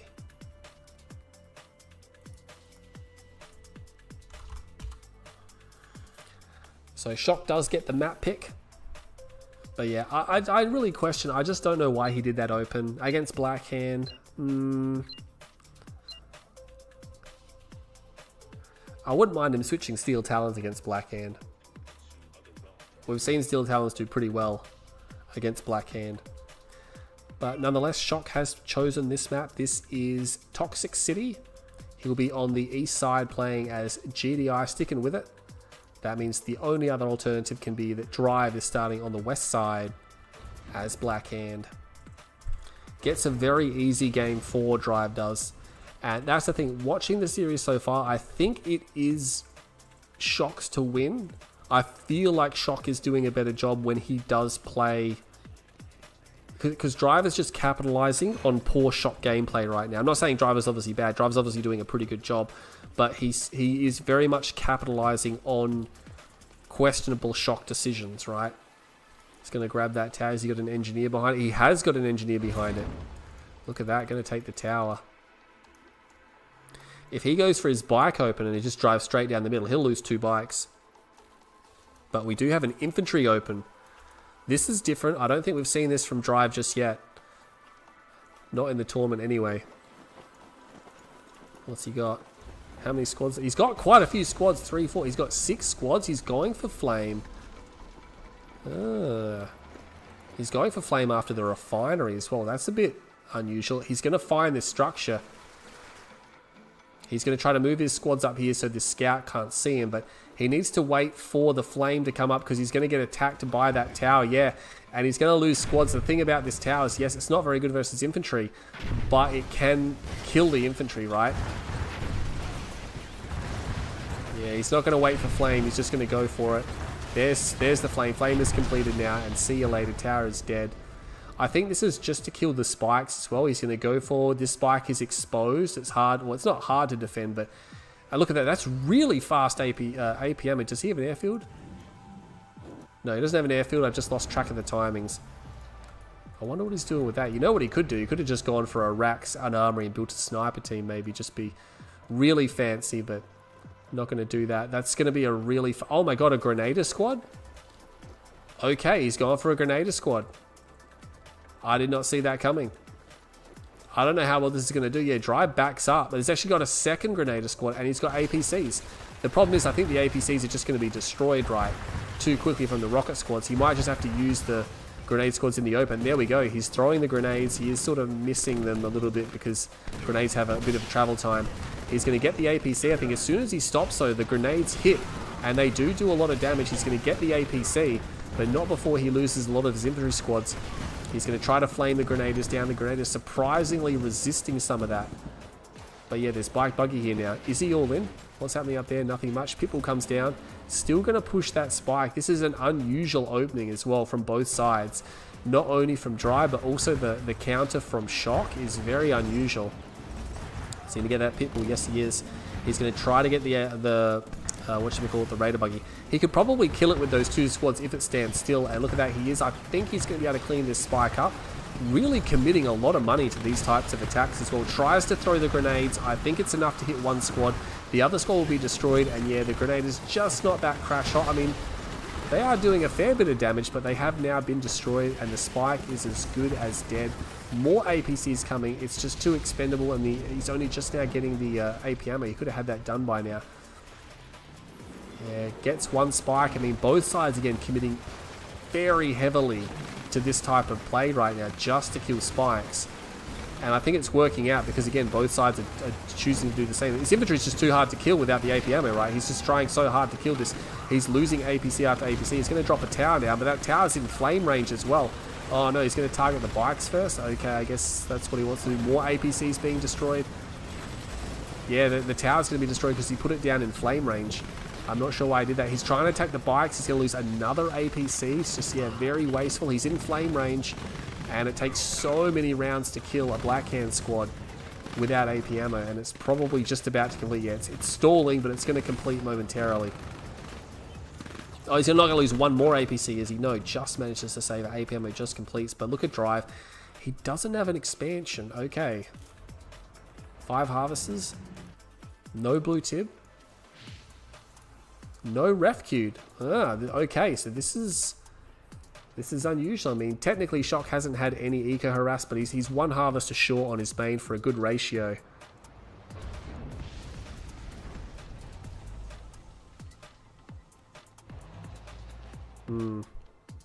Just reading the chat there, seeing what these guys are up to. But Drive, yeah, he's going to push. He's going to push with what he's got. He's got some bikes. He's got some infantry. The man spam, again, is going to be tricky to deal with because Shock just doesn't have that much stuff right. He's only got a handful of APCs, and the bikes are actually going to try to take out the APCs. An APC for a bike, keep the numbers down, because realistically, if he keeps the APC numbers down, his man spam can just do the rest, right? And he's got some nice shielding here, but he's going to go around. Actually, already got the other spike. I didn't notice that.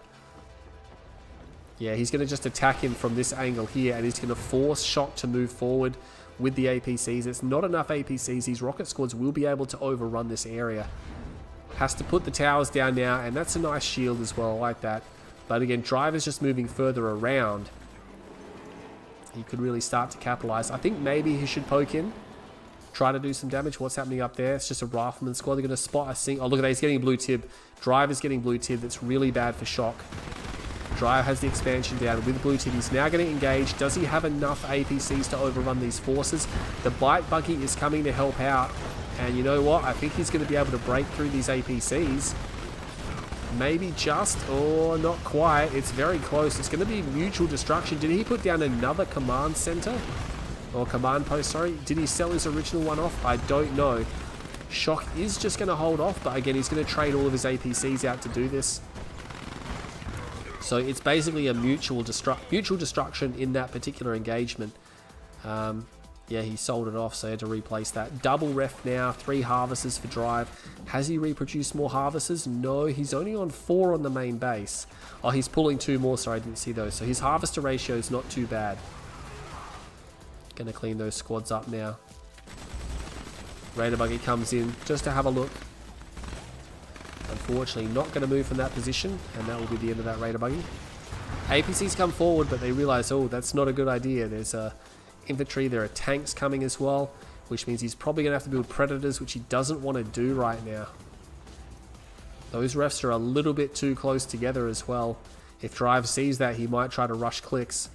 He's got tier 2, Dozer Blade is on the way. He's going to engage the APCs. I mean, even without dozers, he can easily overrun those, but I guess he decides just to wait it out.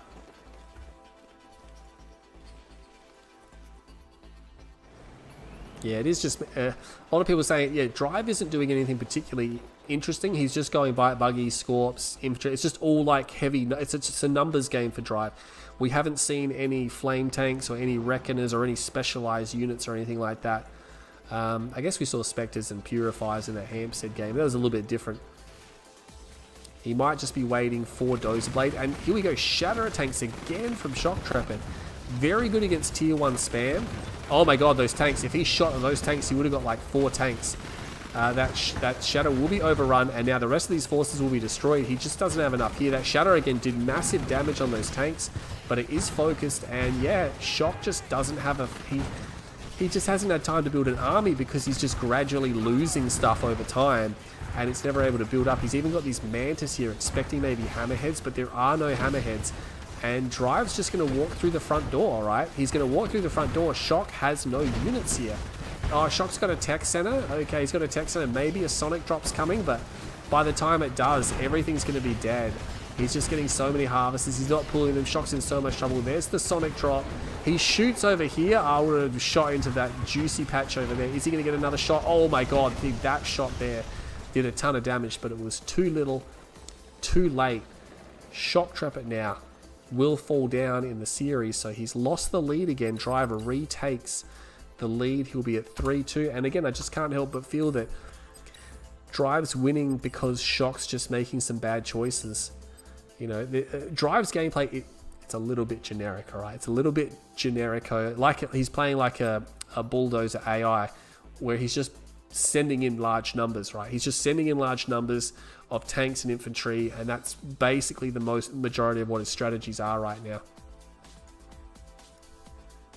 I don't think he needs to be like, yeah, the shatters are all right if you can get them up in number, but in that game there against Shock, every time he started building units, he was just losing them as he was building them, and then at the end we just saw he had no army, and Drive just walked in the front door and just completely killed him.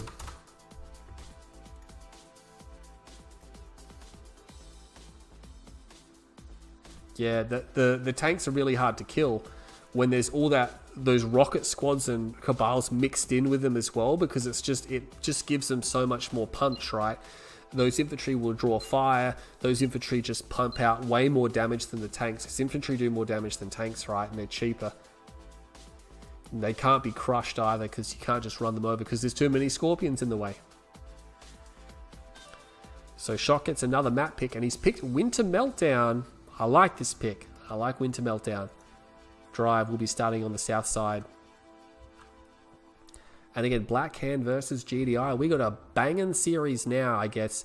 The series has gotten a bit better as it's gone on, but again, I know I've said it a few times, I just feel like Shock just needs to steady and he'll come out on top. He's definitely got the unit comps and things like that, but again, being a little bit wasteful. Drive is very wasteful, but Drive can afford to be wasteful because he's Black Hand. You can just keep building units to the end of time. But for Drive, 100%, all of his games have been a numbers game.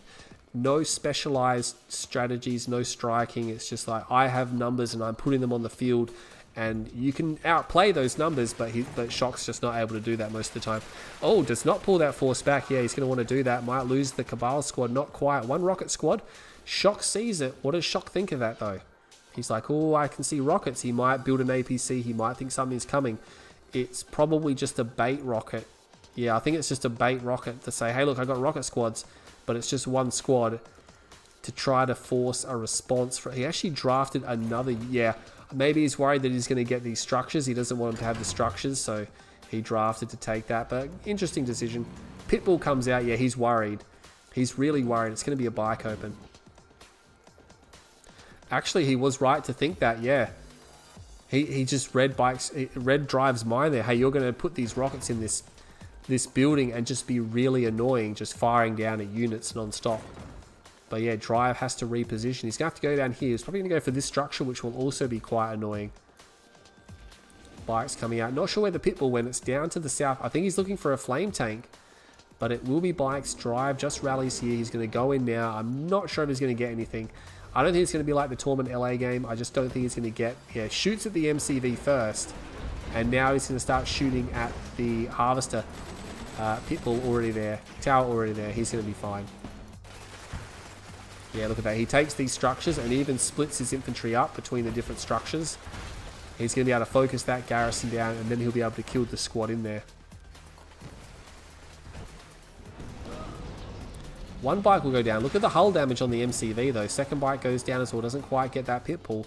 And again, this hull damage, that can be important later on in the game, right? When you have a half-dead MCV. He's actually going to go back and try to get that Pitbull. I think he's going to get it, but that's going to be the end of the bike. Makes the trade. Will finally dislodge these infantry here. And almost certainly will be able to kill those forces once they come out of that garrison. Yeah, look at that. Completely destroying them, so they're all gone. Double war factory for Drive. So he expanded and then dropped the second war factory. He's only got 4 harvesters though, right? He doesn't have a 5th harvester. Hasn't ratioed himself out properly yet. There's the 5th harvester. So he's really pushed this double war factory really hard, right? Because he expanded and then put it down. Look at that. Shock has to spend money repairing the MCV, so that's just money that he has to pull from somewhere. Things just quietening down a little bit now. Had that little dance at the start of the game, but now it looks like it's going to be double War Factory Scorps before a ref. not even building a ref. Maybe he's going to go all in. Maybe he's going to go a tier 2 and just go Dozer Blade all in. He's actually short on power plants here. He's actually got a second one there, sorry. He's going to send these tanks forward. I'm not sure what he's going to be able to do with them. He does have the rocket garrison here.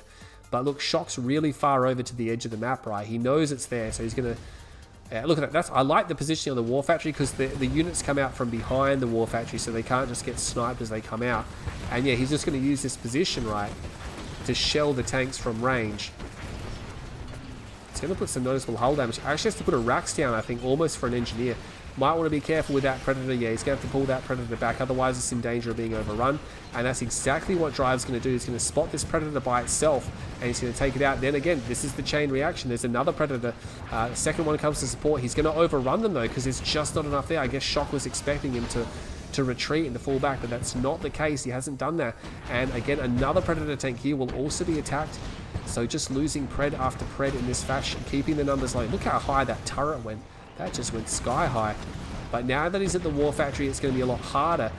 Well, he doesn't pull it the correct direction. I think there's more tanks coming from the south side, so ultimately he should be okay. But again, he's losing these Preds not very cost effectively. He's going to get a harvester. Yeah, I think that was already a damaged harvester, right? There's even bikes in here. He's going for another harvester. Shok pulls it. Nice work there on the pull. Nice block. It's not enough, though. Not enough. The tanks will do some pretty serious damage on the way out. Actually, rocket squads here as well. Not sure. He actually de-garrisoned the rocket squads.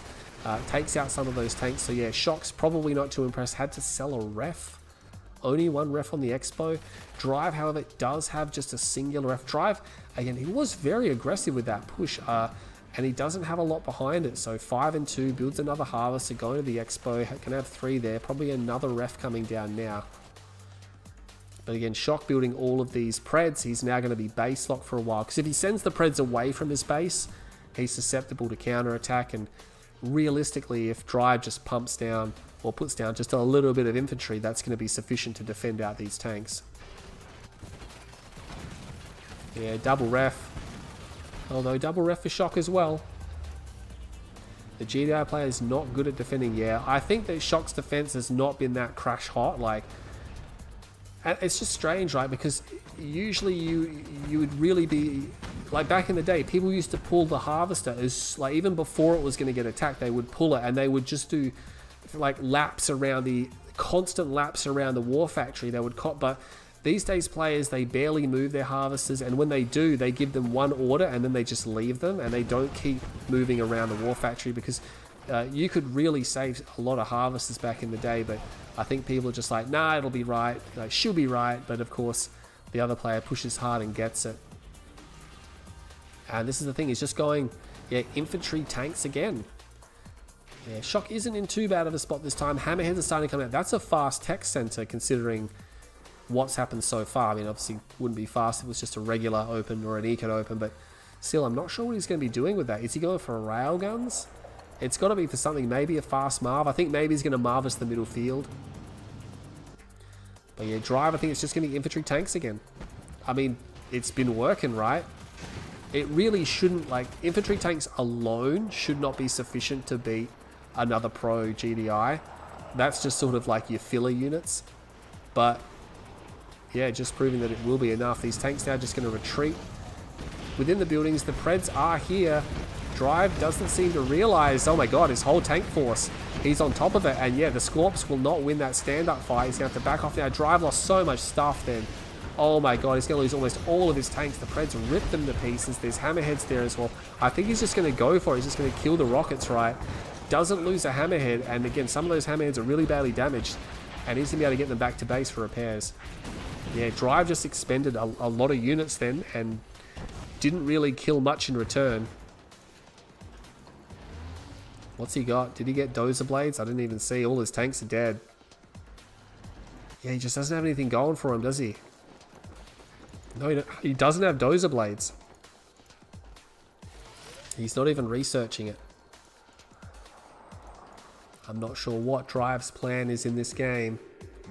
He's in a bit of trouble because the Marv is now out. Has to pull the harvesters. I like that. He pulls the harvesters from the Orca Strike to stop them from being attacked and straight back to harvesting. I like it when people do that, so it's a nice touch. Shatter is again from Shok. Moving his MCV. I guess the Marv is going to the center. Where is... Oh, no. It's going to the north field? Okay. I mean, I suppose... I guess maybe he just wants to harvest in peace without it getting intercepted by the infantry, because the infantry are going to go to the middle, right? Does Drive have a tech center? No, he doesn't, which means no EMP buggies.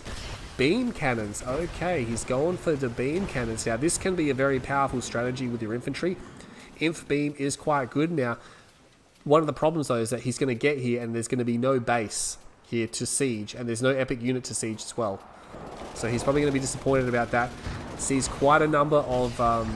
hammerheads, but the beams are now spotted. There's no mantis, so it's just purely infantry and raider buggies for the anti-air, although I'd imagine he's going to put down some SAM turrets. Yeah, there you go. And they just help. Like, they're not super powerful until they have Tib core. Actually, you got quad turrets there, but they will draw fire and they will do sporadic damage. That'll help him out. Marv is now harvesting. Yeah, everyone's talking about Tempest Rising. I might buy it for the single player, but realistically, I'm not going to be able to go pro in another game again. I haven't played it enough to judge. Some people are like, yeah, it's fine. Others are like, no, it's not going to replace Kane's Wrath. But so many games have tried to replace Kane's Wrath, and all of them are just not even spoken of. Again, they just into the pages of history like they never happened. But Tempest Rising seems to have a bit of momentum. Sharpshooter's coming in. Okay. And wait, he's got 2 MCVs? Oh my god. So he marvels the field and he sent a second MCV. Cuts off the scout. And this is the thing, right? Shock stops at a certain amount of hammerheads. He seems to stop at about 8 or so, and he doesn't build any more. Against Blackhand, I would not be afraid to continue to build more hammerheads. I would definitely not be afraid. Drive, obviously aware this tank army is coming because he's already repositioning infantry, right?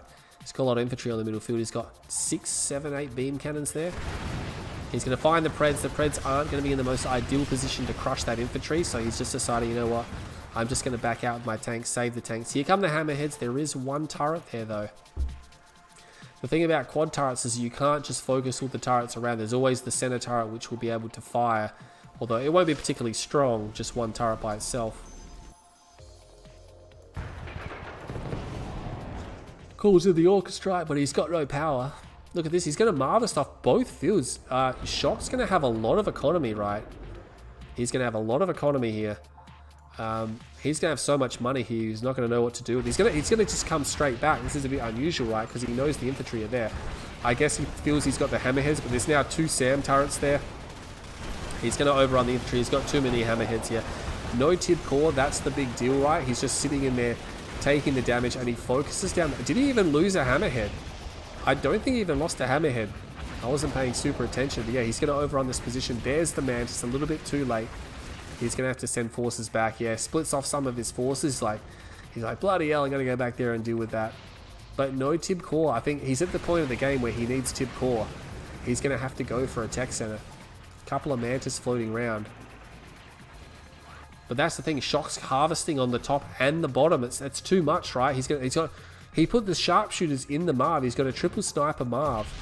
This is crazy. I think Drive is going to get attacked from 2 directions, and he's not going to be able to hold it.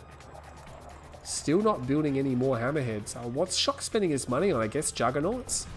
Yeah, he's going to have Juggernauts on the top and the bottom. Like, he's going to be split in half. I would like to see him get an uplink before he goes in. Oh, he's already got one. There you go.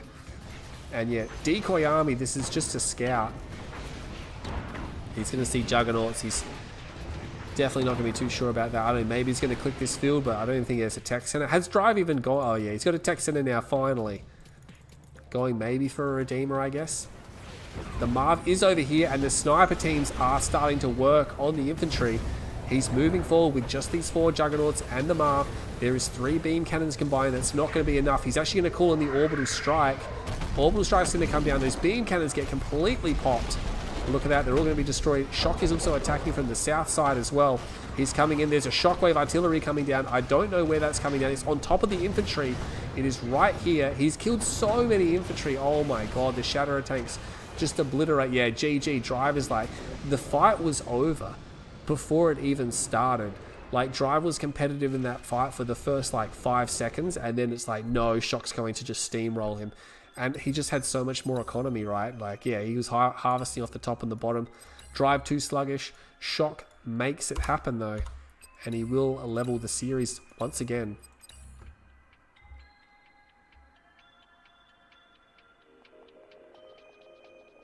Wait. According to players, every unit in Tempest Rising needs to stop before it can shoot.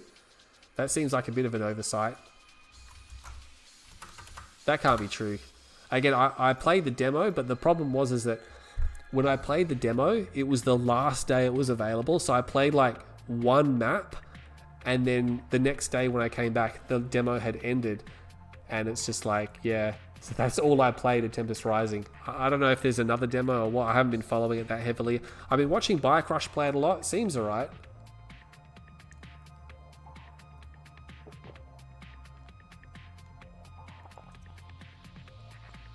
Yeah, that's something I don't like about StarCraft. StarCraft, they have to have a pop cap, right? Because the game would be broken if they didn't. Zerg would win every single game.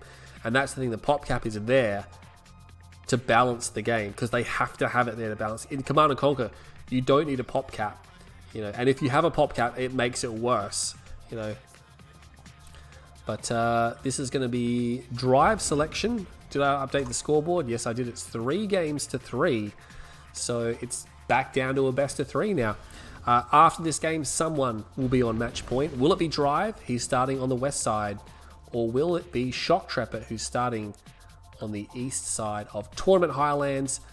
One of the most popular, actually the most popular map, along with Toxic City and Odyssey, both of which have already been played in this series. So again, you can't shake the popularity of these maps. They are very, very popular. Someone's called Long Live Mech Warrior. I remember back in 95 or 6 or whatever it was, my dad brought Mech Warrior 2 Mercenaries home, and it had the big fat box, because that's what they sold them in back in the day, and we played it on his Pentium 75. That's right, 75s in 75 megahertz. Yeah, Mech Warrior 2 Mercenaries, really good game. But this is Kane's Rat, so let's focus on that. Walks into the building, that's yeah, and look at that, Shock knows. He's like, hey, you walked into the building, I can just run you down. And he's going to do it. Oh, he's going to throw the grenades. Gets them. I mean, it's going to cause damage. It's not going to be able to... The Rifleman Squad obviously can't completely wipe itself out, because the last guy doesn't just shoot himself in the head. But 2 guys do survive, and he's just going to go back into the garrison, right? He doesn't really care that he lost it. Oh, here we go. He's got... Did he spot that? He's going to spot it now. So he didn't actually spot it, but he's going to spot it now. This is a fake. It's a fake. It's a fake flame open. And this is the second time in the series we've seen this. He's going to move as well. He's just going to run these squads away. He's not going to get it. This is going to prompt a response. Oh, where are you going, buddy? Is he getting blue tib already? No. Surely not. What is going on there? I'm not sure what Shock's doing. He's going to go for Pitbulls now. Is he actually legitimately going to go for blue Tiberium this early in the game? Turns around. Oh my god. I'm not sure what. Oh, are you for real? Are you serious? He pulled this harvester all the way out here to run over the Blackhand squad? Oh my god. And he's going to get blue tib. Well, that makes sense, right? And he's still building Pitbulls, so he's forcing out a lot of Pitbulls. Oh, and he sees the all in. He sees the all in. He's like, oh, okay, you're now all in. The question is, does Shock still think there is a flame tank somewhere? Because that's really important, right? Because when the other guy's all in, you're like, oh crap, I need to build tons and tons of units. But at the same time, it's like, is there a flame tank somewhere? This harvester needs to get back to base. He did get as much tib as he could have got that early in the game. Oh, what's going on there? That's a bit weird. I thought he was force firing the ground, but he actually does hit the bike buggy. So it's going to be dual War Factory bike buggy, and I don't know. I'm not sure about APC's rockets. Oh, he's going to do rocket PCs. Okay, that's better. I was going to say APCs don't have much room to maneuver in bike buggy all in, because the guns just don't do enough damage, right? It's going to get a little bit of blue Tiberium. He's going to camp the expo, so he'll be able to see if Drive goes back for a an MCV. But yeah, Drive just meandering around, and this is giving Shock the time he needs to build the units he needs to survive. Shock just needs to be careful if he's going to step out of his base, because if he gets overrun, if he gets outnumbered, yeah, that harvester quickly turns around. then Drive can just like pick off some units off the edge and pick a few more units off and pick a few more units off, and then he just wins via snowball. But yeah, Shok just sticking pretty close to his base, and I like it. I like that he's sticking close to his base, right? Because realistically, what Shok wants to do is he wants to creep down here, get refs down, and then get a second war factory. And then you basically won at that point if the other guy can't inflict economic damage, because you'll have way more economy than him. You'll have double, and then you'll just be able to pump out so many units. You'll have defender's advantage. So yeah, Drive needs to make something happen now. And he's got a unit edge right now. He's got a unit advantage. Might be able to get that second pitbull. He is going to be chased away. Oh my god, doesn't move back far enough, and that means the pitbulls will be able to launch their rockets into the bike buggy. And they do thin the numbers a little bit. Shok's not too worried about losing a couple of pitbulls here and there. Might be able to get one more buggy. We'll get it. Maybe a bike. Oh, nice. What's happening over here? Scorp tanks come in. Did not see this. They're going for the harvesters. They're going to try to focus the harvesters down. Those harvesters are overlapping, which is really unfortunate, which means both of them were taking damage. He is going to focus a second one down now. I think he needs to focus it and then get out, but unfortunately, he does get it, but again, it's an attack order instead of a move order. He's going to move back, but he's stuck in a formation move by the looks of things, and that's not good. They're all going to move the slowest tank. Now he gives a proper order. He's getting pretty badly ravaged on the way out, though. That's the thing, like, he got hurt pretty bad on the way out. Battle marker over there. Oh, he's going to come in with these 5 bikes. Come on, surely he could commit to get another one. I think it might have been worth it. There's only, there's 4 rocket squads there. Yeah, I guess he would have probably lost most of the bike buggy, but still, that would have put Shok down to just 3 harvesters. That would be pretty nice. You know, down to 3 harvesters. He's actually going to send these harvesters. Oh, look, he was already getting blue tib because there is a blue hue on that harvester as well. I like the fact that Marsleaf's done this because it actually helps out commentary and things like that, and gameplay. And it makes sense, and it makes the game better quality. But look at this. He's going to move in, and he's just going to snipe the ref down, right? He's like, okay, I'm going to destroy the refinery, and then you're not going to be able to refine on this. You're going to have to long-range refine. He's going to engage directly with these forces. Doesn't get the refinery. Forces the repairs. There's the war factory, so these forces are going to be able to stabilize. Maybe there's more tanks coming. Has to go for the crush, and look at that nice split by Shoktrepet, but the raider buggies, nice pull of the raider buggies, and they clean up. So both sides doing quite a good job here. Is it going to be enough though? Is Drive actually going to be able to overrun this position? He's killing a lot of the GDI forces, but Pred tanks are now coming out. He's got to watch out for them. They're going to be very difficult to dislodge. He's now going to go for another harvester. I think he's going to get it. He might even be able to get another harvester. If he gets this harvester, I wouldn't mind him getting that harvester and then maybe evacing out. Forces the sell-off. He's going to stick around being very aggressive. Yeah, he's going to evac now. That's not bad. One more bike surely going to go down. No, not quite. Veteran seal on that bike will allow him to survive. And now he's going to go target the spikes just while he reinforces with more units. Ah, juicy blue tib. Num num num. He's got that juicy blue tib coming in as well, so he's going to be able to reinforce. He's going to cut off a spike. Shok is down to 2. He's got 4 harvesters. Has to move his MCV a little bit. Still spending money repairing that. Oh, gets a Pred out in the open as well. And this is the thing. If he just moves forward, I just feel he could overrun these Preds. Yeah, Shok stepped too far out. But you see, he's not on a move order. He's just on an attack. So the tanks at the back stop and they don't get shots on. And the Preds are going to be able to slowly ease their way back to the war factory. But is it going to be enough? I think Shok might really badly need to get back to this war factory. He's a little bit too far away, and yeah, he's in danger of being overrun. He's going to lose more of these units now. There's only 3 Preds left. He's being very cost effective. The bikes are here. They're going to join in. They're going to get another Pred. And he's in an awkward position. He needs to come around and fight these Pred tanks. He can definitely overrun them now. Yeah, he's got this. He just needs to move around the war factory. Gonna get both of those Preds, and yeah, look at that. I think it's broken now. I think he's broken Shok's back. Just Shok in that last minute of gameplay. Just not cost effective, right? Just, yeah, questionable decisions. It was a bad defense. What happened over there? It's just a rifleman squad. I guess he's going to stay in the game because he knows that Drive is all in and he can see the long range mining. So I guess he feels that, all right, if you're long range mining, that means I've still got a chance. But he's down to just 2 harvesters. He's still pulling blue tib. Yeah, he's going to attack down here. There's 1 tank. Some more units coming, but like Drive has total map control. He's gonna get both those Scorps. Oh my god, he's got an elite pitbull. Oh my god, if he gets his Scorpion tank.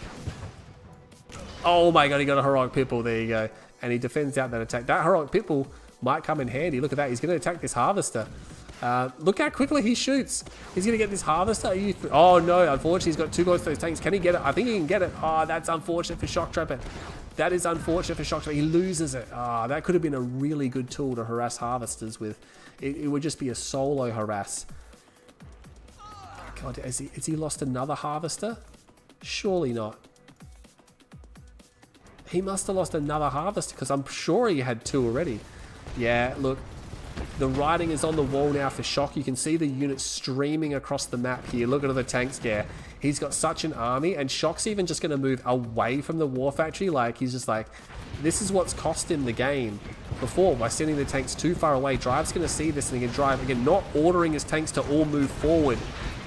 They're only moving to be within range of 1 tank. He needs to move them all forward in a formation or something like that. He's now going to get on top of these forces, and I think he now realizes, oh my god, I've got so many more units than you. And Shok is going to lose this game. Drive is going to come through. Yeah, Shok fights right down to the last man, but Drive will push it. He will push it to match point. He has a 4-3 lead. He's now on match point. And again, a huge result here. It's going to be a huge result because this potentially Shok might not make the finals. Although Drive still has to play Nash, so that means obviously, you know, both of those players obviously can't win that game. So and it will become down to how Bart performs against Nash as well, because Nash, he has the potential to take a spot also. It's really going to come down to the last game.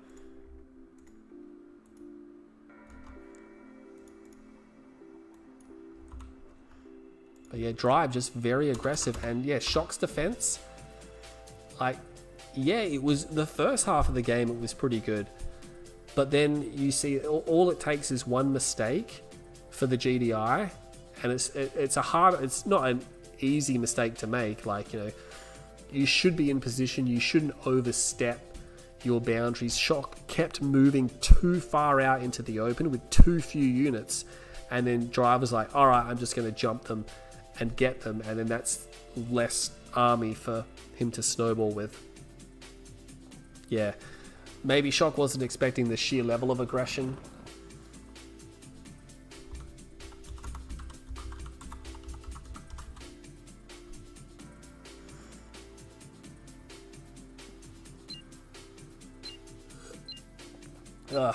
But here we are, ladies and gentlemen. We are on match point.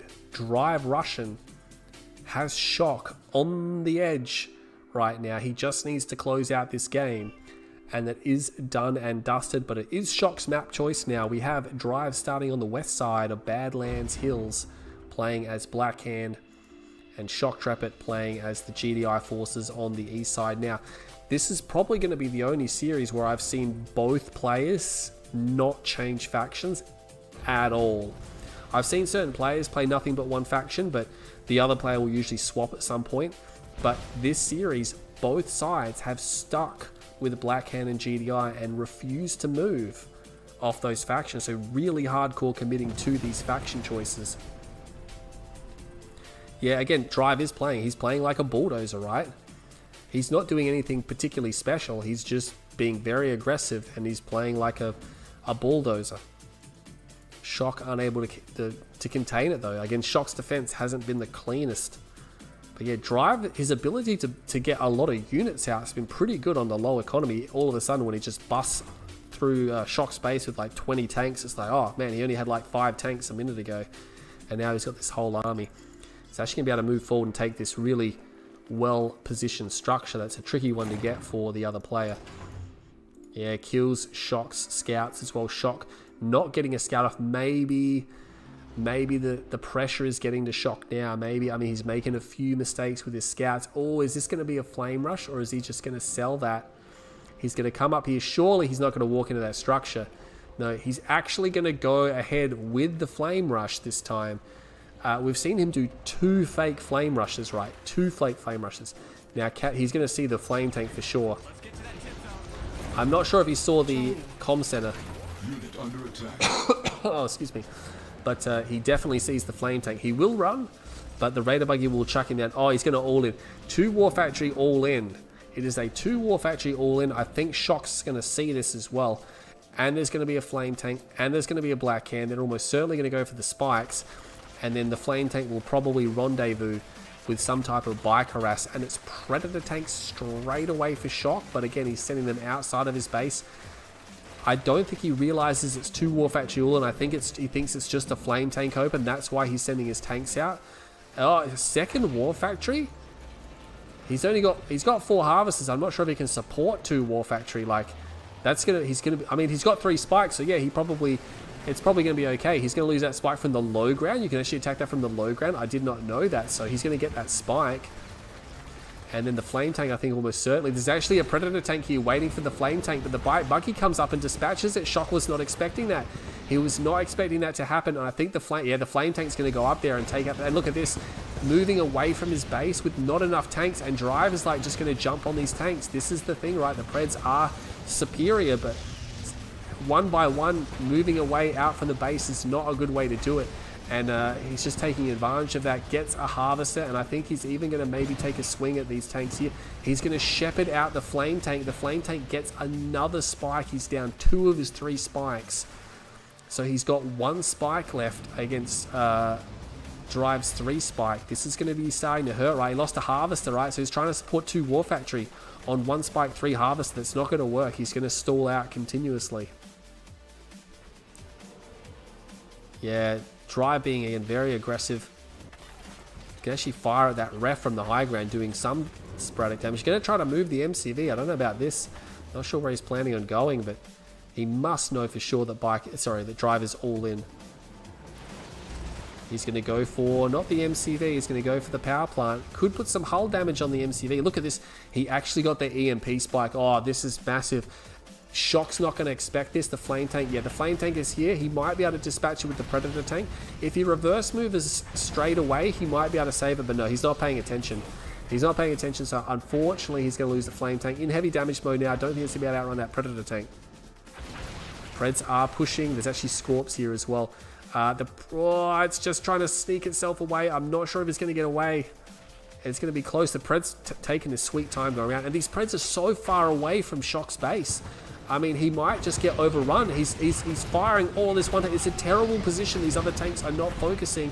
What's happening over here? There's infantry over there. The flame tank was destroyed, but I mean, Driver's like, hey, let's capitalize. Let's get these 6 tanks. I don't know why Shock would send them so far away from his base in this situation. It's just such a risky thing to do. He needs them to defend, and now he's lost them all, and he destroyed hardly anything of Drive's forces here. He's in so much trouble. He is on the verge right now. Driver's in a great position. He is still all in though. He's going to move. Yeah, there we go. He gives a move order because he can actually just push the pit bulls away, right? The pit bulls can't win in a stand-up fight versus these Scorpions. The Scorpions have too much armor. He shuts down all mining though. That harvester will evac. He'll leave. He's actually got another harvester crushing units over there. He might just go for the ref. The ref's pretty badly damaged here. He's just going to target it now. It's like, and this is the thing, right? Shock has run out of Tiberium on his main field. So that means he's going to have to long-range mine. He's just going to go forward and take out these Preds. There's no War Factory here. So it's like, hey, I'm just going to be able to take these units out. Shock it's falling apart, right? It's falling apart for Shoktrepet. Even starting to take a swing at the MCV. Yeah, Shock's just falling back now to these War Factories. The MCV is exposed, and Drive's like, hey, I'm just going to start attacking your MCV. And just remember the EMP spike. At any moment now, I'm expecting an EMP blast to come in. What's he got? It's almost done. Yeah, I think he's just going to wait. He's just going to fall back, get more tanks, wait for the EMP blast. Then he's just going to go in, EMP the enemy, win the game. And yeah, this is just really unfortunate for Shoktrepet. Yeah.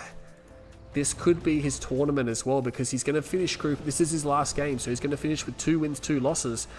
His percentage, is it's all right, I guess. It could have been better, but he's going to be reliant on other games. Yeah, look at this. Drive not even going to wait for the EMP. I guess he's going to move in. And again, he needs to give a move order, not an attack order, because all the tanks in the back are doing nothing right. He needs to move everything as far forward as possible. There's the EMP blast, gets all 4 Predator tanks, and he hits the MCV. And yeah, look at that. GG. Shoktrepet knows that the writing is on the wall. Drive Russian will win the Battle of Moscow. He will prove himself to be the better Russian in this series, and he will take this match 5 games to 3. Oh, it's going to be intense now. Group A just getting once again shaken up. Now, we will see Drive come back on Tuesday night to play Nash, and that could be Drive punching his card into the finals. Maybe he's already done enough now. I'm not too sure. We'll have to do the maths. It's hard to do the maths when they still have more than one game left, but once they have one game left, you can start to do the maths there. So Drive has done it. He has come through to win this series.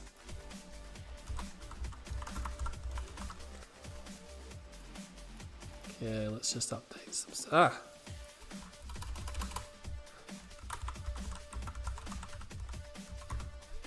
Defeats Shoktrepet 5-3.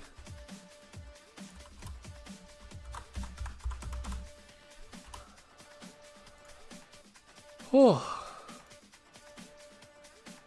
Yeah, but I mean, what can I say about this series? It was a pretty crummy series. Oh, not a crummy series, but it was a pretty shaky series. Yeah, but I think just Drive was just more reliable, right? Like Shok played well, but he just made some bad decisions, right? He just made some bad decisions, and Drive made him pay for that, you know.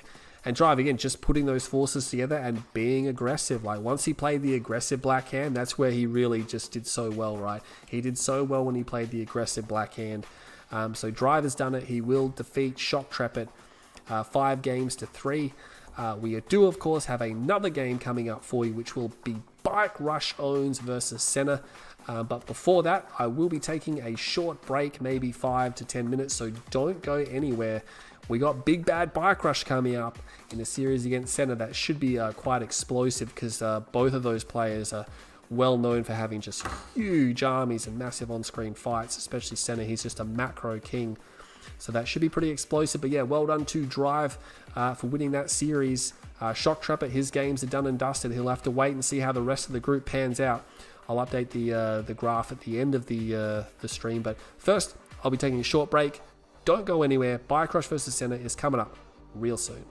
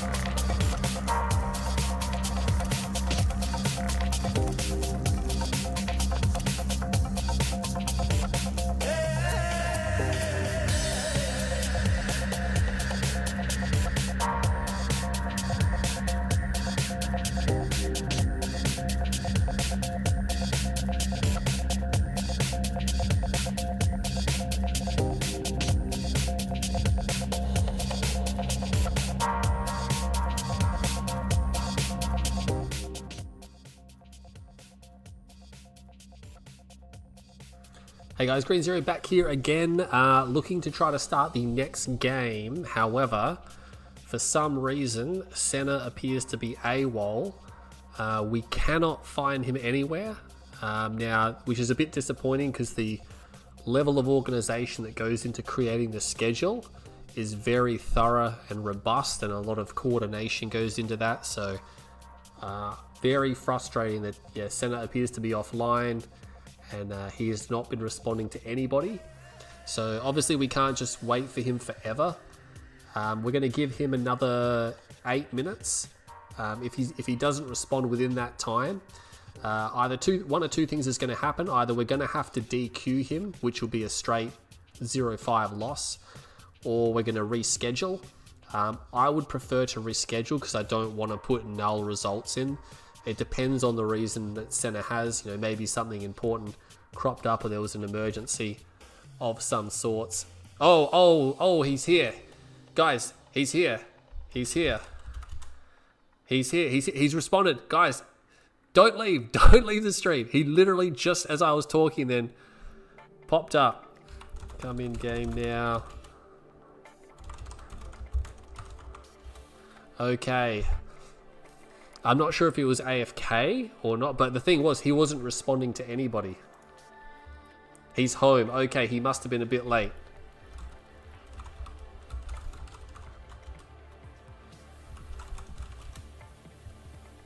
Okay, he must have been running late. He did specifically request 1400 GMT. Obviously, it's, 14:15 GMT. So he's 12 minutes late was when he responded, so that's fine. So it is going to happen. He is going to jump online.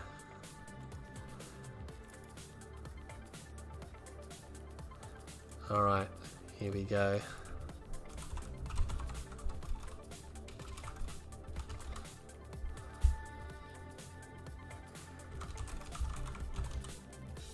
So Senna has just got home, so we will be jumping in. Let's have a look here. Senna got scared of Bike. No, I don't think he was scared of Bike Rush. It was a little bit concerning because I'm like, oh, where did he go? But yeah, relax. Okay, so he's all good, guys. Bike Rush versus Senna. It is happening now. He's just got home, so he should be in the lobby within a few minutes, and then we'll be ready to go. Bike's going to be red as expected. What can we do in the meantime? Can we update the score? Maybe update the group results? I would prefer to have this game done. Let me just have a look here. It'd be interesting to see, right? Let me just go to the internal results and have a look at it. Maybe we can work out the math. It's going to take a while to do the maths to see what needs to happen. Actually, no, I'm not going to attempt to do that now. I'm just going to wait because I don't want to screw the maths up. Because there's a few things that are going to have to be taken into account. After this match, I will be able to tell you guys exactly what Master Leaf needs to qualify. Yeah, so at the end of this match here, I'm going to update the stats and the graph. Let's just if you want to look at something, just have a look at the map pool graph again. At the end of this match, I'll be able to then do the maths and I'll be able to tell you exactly how the Senna Tipsy game needs to go down, because the Senna Tipsy game, I'm almost certain, will be a three-way tussle. Master Leaf won't even be involved, right? He'll just be sitting there and he'll need a specific result. That's what I'm expecting. It depends how much Senna loses by, or if Senna loses at all, but I mean, I just can't see Senna winning a best of 9 against Bike. Again, if it was the best of 3, maybe. Even if it was a best of 5 and Senna has a scorching day, but in a best of 9, it's just too long to overpower Bike Rush 5 times before Bike Rush can overpower Senna. But yeah, if we look at this map graph again, Highlands, Odyssey, Toxic, Tiberium Rift were all played in that last series. And then they did LA, Badlands, Hampstead, what else they did? Winter Meltdown, yeah, so I will update these stats. There's probably no point in having the popularity percentage there. Probably just might as well have just the games. It's just extra stuff for you guys to look at. Here he is. Okay, he's in the channel.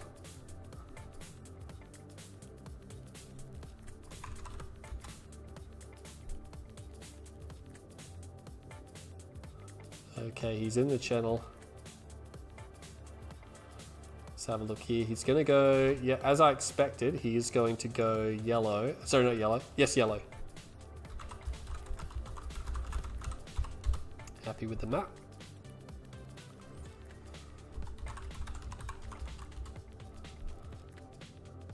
So it looks like it's going to be Tournament Stadium.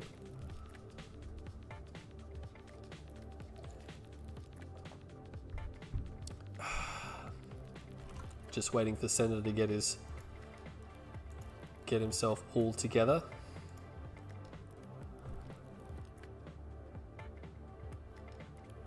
Did someone say Bike's food is here? That's really mean. That is really mean.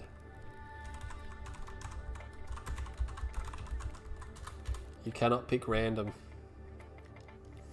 It is banned.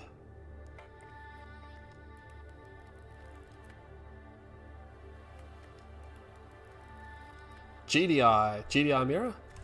Okay. GDI left, right. Enter.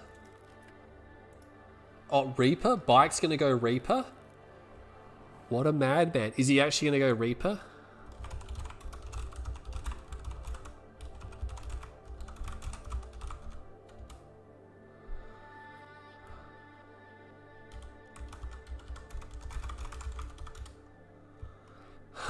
If Bike Rush plays Reaper and wins and gives Reaper a 100% win rate, that would be crazy.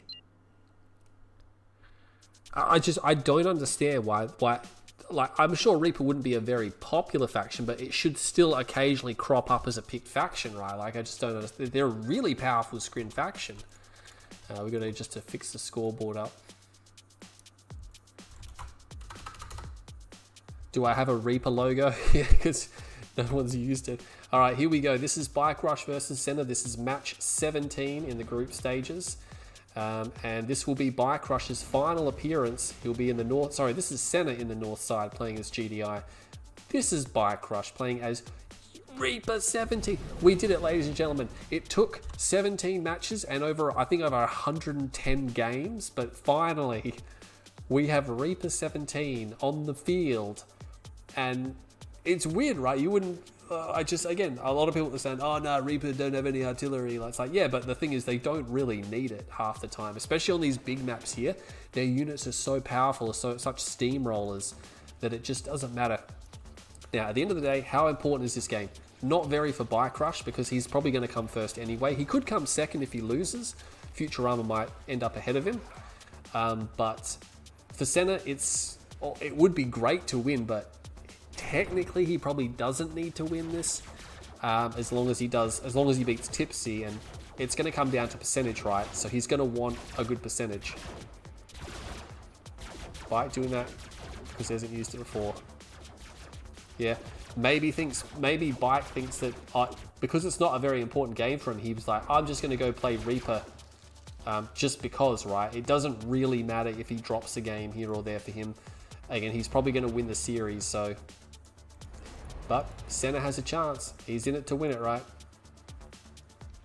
Reaper Harvest is coming out. Nothing much happening aside from the Disintegrators. Now, I'm not sure if Senna saw this because you notice that he lost his squad here and Bike had the Disintegrators just sitting here for quite some time because the fog almost certainly has receded, yeah, for Senna. So I don't think Senna is aware. No, look, he's completely unaware that there's Disintegrators, right? Obviously, they're probably not going to get the MCV, not unless he royally screws that up. He's more likely to get the Spike. This is to slow down the Expo. And again, delayed Disintegrators, no one expects them, 4, 5. Surely he's going to deploy. He's going to deploy as soon as he sees this. Yeah, he sees them now. And oh my god, he took so much hull damage. Oh my god, that's exactly why Bike Rush did that. It's exactly why Senna just lost the game. Like, he's not going to win against Reaper 17 without an MCV that early in the game. And but that's the thing, Senna didn't see it, he wasn't expecting it, and then he would have got unit under attack, and then he'd be like, oh crap, deploy, but he just lost too much health, right? And it's such a Bike Rush thing to do, right? It is Nike versus Senna. God, can I rename that? I'll delete that later on. There you go, say the same thing twice. Yeah, oh my god, like Senna's gonna be like, what the heck, mate? What the heck was that? Yeah, and I mean, some people might be like, why didn't Senna at least try to fight? It's like, why? He's got no MCV. He's a one-base GDI with a War Factory against a full Eco Reaper. Like, it's not gonna work that way. Like, he's so far behind. You can't really blame him for tapping out there.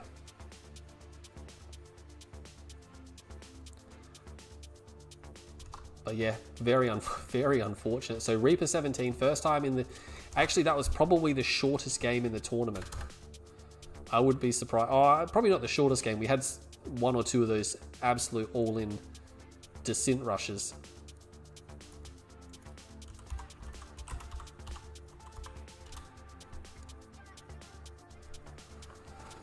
Oh. Senna's not going to be impressed, right? He's going to be like, God damn it, first game. Yeah, 100% win rate for Reaper. That's going to look weird on my graph. If no one else plays Reaper for the rest of the tournament and it ends the tournament on a 100% win rate, that's going to be crazy.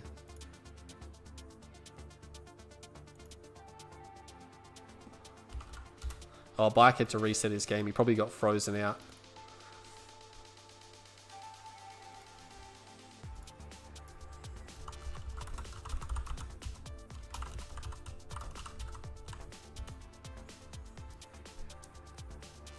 Oh, he couldn't deploy because he was on the fountain.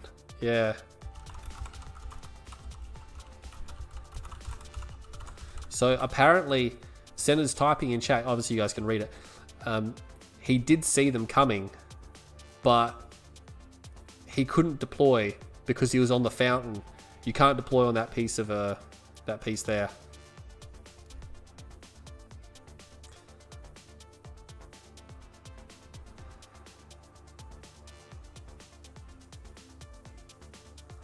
Senna's going to have the first pick though, so he's going to go straight for Odyssey, which again, you're just picking BikeRush's favorite map. Yeah, that's got a sting. Losing to Simple 4 Descent opening, yeah, it's just bad, right? Yeah, Dune Tiger's right. When the chat catches up with the stream, or the stream catches up with the chat, he's going to be like, yeah. Because I was looking at it, I'm like, I bet you anything he can't deploy where he is right now, and he should have gone around, really. Especially if he said he saw them. I don't know if he did see them.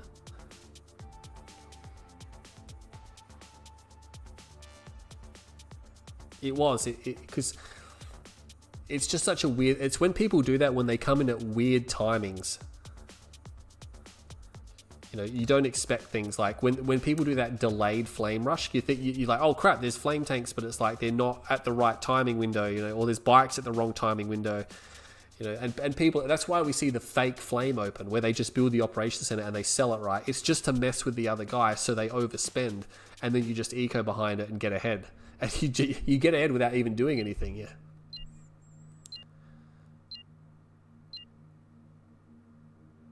Oh, Senna just laying the smackdown on BikeRush there, saying that he's worse, saying that BikeRush is worse than Senna. But, yeah, that's crazy. Anyway, BikeRush is sticking with Reaper 17. We're going to have the Reaper 17. I'll let you win 3 games. Chill. Well, that would be match fixing, which is an instant disqualification. So I don't think Bike's going to do that. But BikeRush is playing as the Reaper faction on the top side versus Senna on the bottom side. They are typing in the chat. But again, if we see any funny business, again, BikeRush might unintentionally get himself kicked from the top. I will do that, by the way, if you match fix. So BikeRush, yeah, you're expected to play to win, and I'm sure they're going to. They're just probably just talking crap. No one's actively going to do that in a tournament like this. It's like the DCs and the desyncs I was talking about before. No one intentionally does that in a tournament unless they're like a nobody. Yeah, pros don't do it. BikeRush just going to overrun that force there. Fighting on the ramp's always a bad idea against Skrin. Both squads survive. Yeah, that's the thing. If Bike does lose this game, then Reaper's going to drop to a 50% win rate, which will be like, you know, the average, I guess. And most of the other factions, most of the mainstay factions are about 52, 53%. Surprised we didn't see any Steel Talons in that last. I guess Shock didn't want to play Steel Talons. I mean, that's the thing, right? Is Steel Talons really that strong? Like, or have people just not been countering it very well or not expecting it? Hard to say. Double ref comes down now. Bike again, just ecoing pretty crazy here. Gonna put down, he wants to put down his next power plant because again, I've said this before, the pack up and deploy, is actually always going, is he going for a nerve center? We could see some one base Reaper play here. That's not something, I mean, it is a faction you can do the one base play with like dev tanks, like a dev push or something like that. Dev push obviously very difficult to deal with if you don't have any standing forces ready to go. Yeah, look at this. Is it going to be Devourers? I think he's going to get one more Harvester out. Oh no, it could be fast. No, for a second there I thought it was Fast Tech Mecha, but no, he's actually going to expand off of it. So changes his mind. Yeah, he might have been queuing another power plant, and then realized he can just get the reactor upgrade, and he can move a little bit quicker. Look at this, Senna taking out. Oh, not quite. Doesn't quite get that last buzzer. That last buzzer is making a run for it. Should be able to get away slightly faster than the Harvester, I believe. He's actually going to drop another tower to get it as well. Doesn't want too many eyes here. There's the Pitbull. The Pitbull will need to go and have a look because it is going to be Devourer tanks. It is going to be Devourer tanks. The first one is on the way. Is the Pitbull going to intercept it though? The Pitbull might drive directly into it, which means the Pitbull will almost certainly die, not unless Senna instantly reverse moves the moment it crosses his vision, but we'll have to see how that goes. Nah, it's dead. Yeah, basically 2 shots. There you go. See you later. The green charge is just so powerful. It's such a powerful ability. Unfortunately, wasting some of it on an infantry squad, and this is what I do a lot of the time if people do dev rush me or use devs in general. I throw rifles out in front because they draw the beam out, right? And once the beam charge is gone, the dev tank is significantly less powerful, right? It's actually not that great without its charge, but with its charge, it's fantastic. It's going to put a guardian cannon down. It's going to pull back, obviously waiting for more. Yeah, he's got corruptors coming as well, and he's already got a ref down because Senna is going to be completely... Look at this, oh my god. He put so many infantry squads down, and he pulled back right when the buzzer swarm comes in, which is going to allow... it's not going to matter. The harvesters, though, will do most of the heavy lifting, and he's got double guardian cannons. He's actually engaging the guardian cannons. I don't know about that. That's a little bit silly, right? He's going to have to back up out of there. Bike hasn't invested too heavily into this. He might get another Predator tank. That corruptor taking some hull damage.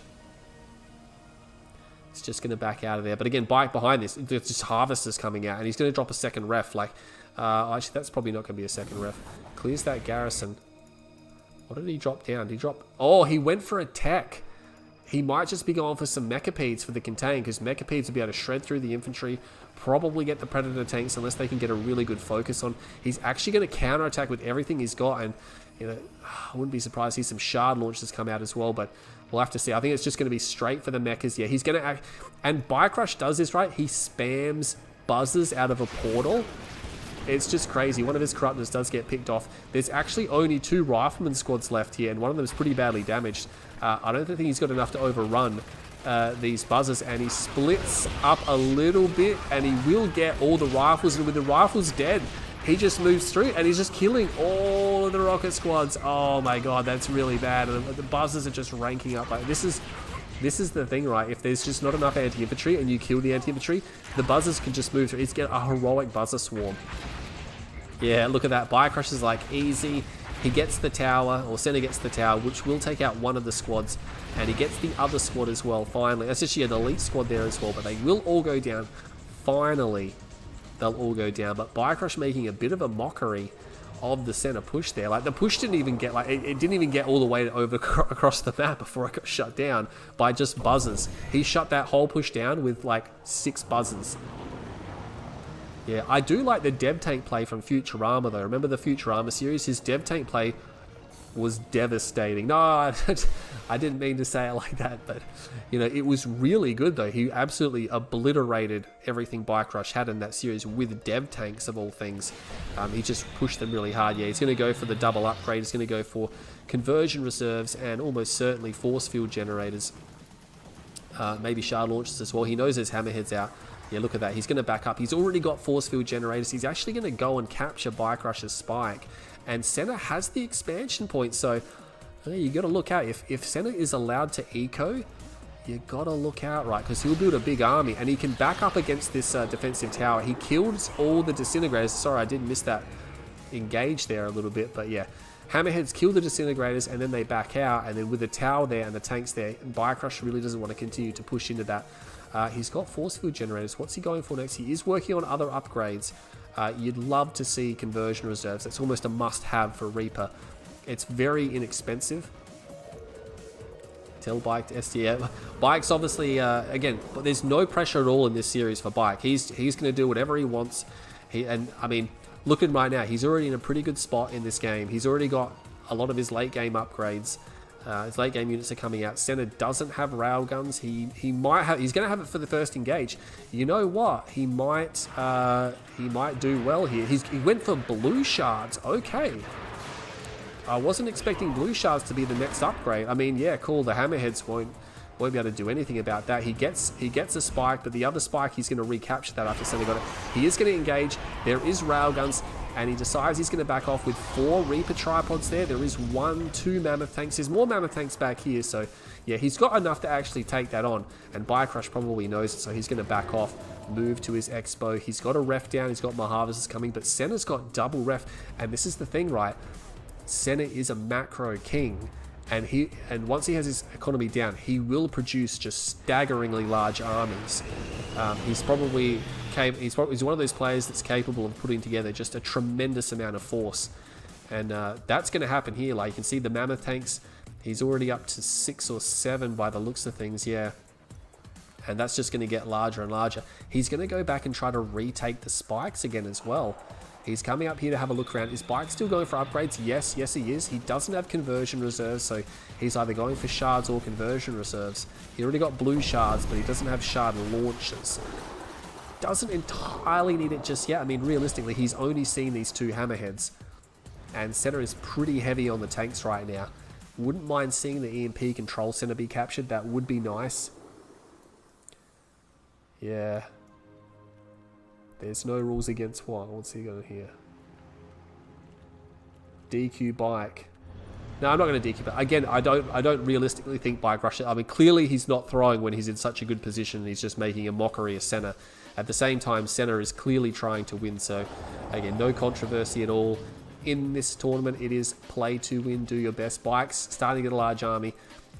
Most of his tripods are charged. There's 1 or 2. That one there doesn't have any charge, but that's fine. Doesn't have attenuated force fields either. I guess he feels he doesn't need that. Maybe he wants to spend his money on other upgrades. He got shard launches, did he? No, he got conversion reserves. So conversion reserves is done. Senna is he's not quite in the best position. I hope that Senna has an uplink. Yeah, I would like actually Senna to play Steel Talons. I think that would be it. There's the stasis, and there's 2 tanks on the north side. Those tanks will be obliterated in a lot of fire there from the Reaper player. The rest of the tanks will move back. Senna needs an uplink. He needs his shockwave right now. Oh, please, I don't want to go and look away from this fight because, yeah, there it is. Shockwave's coming in. Shockwave is coming in. Bike may have to phase his way out of this. He shockwaves over here. He's going to hit all the tripods. He hits one of his own tanks, though. These other tanks just moves directly through those forces, does phase those guys out.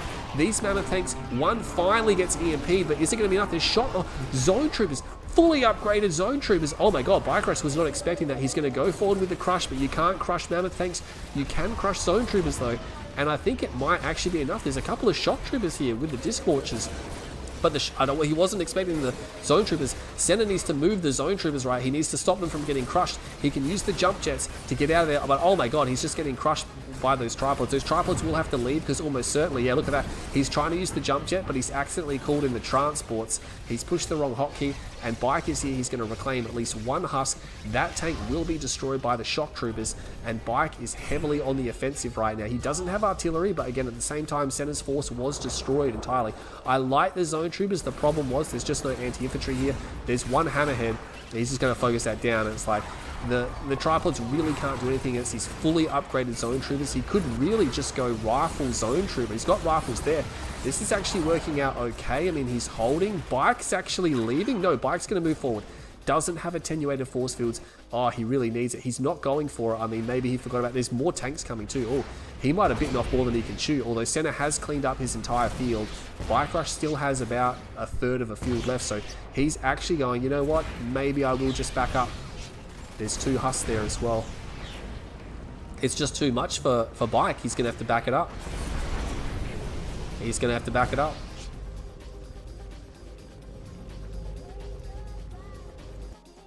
Yeah, he's going to have to back it up.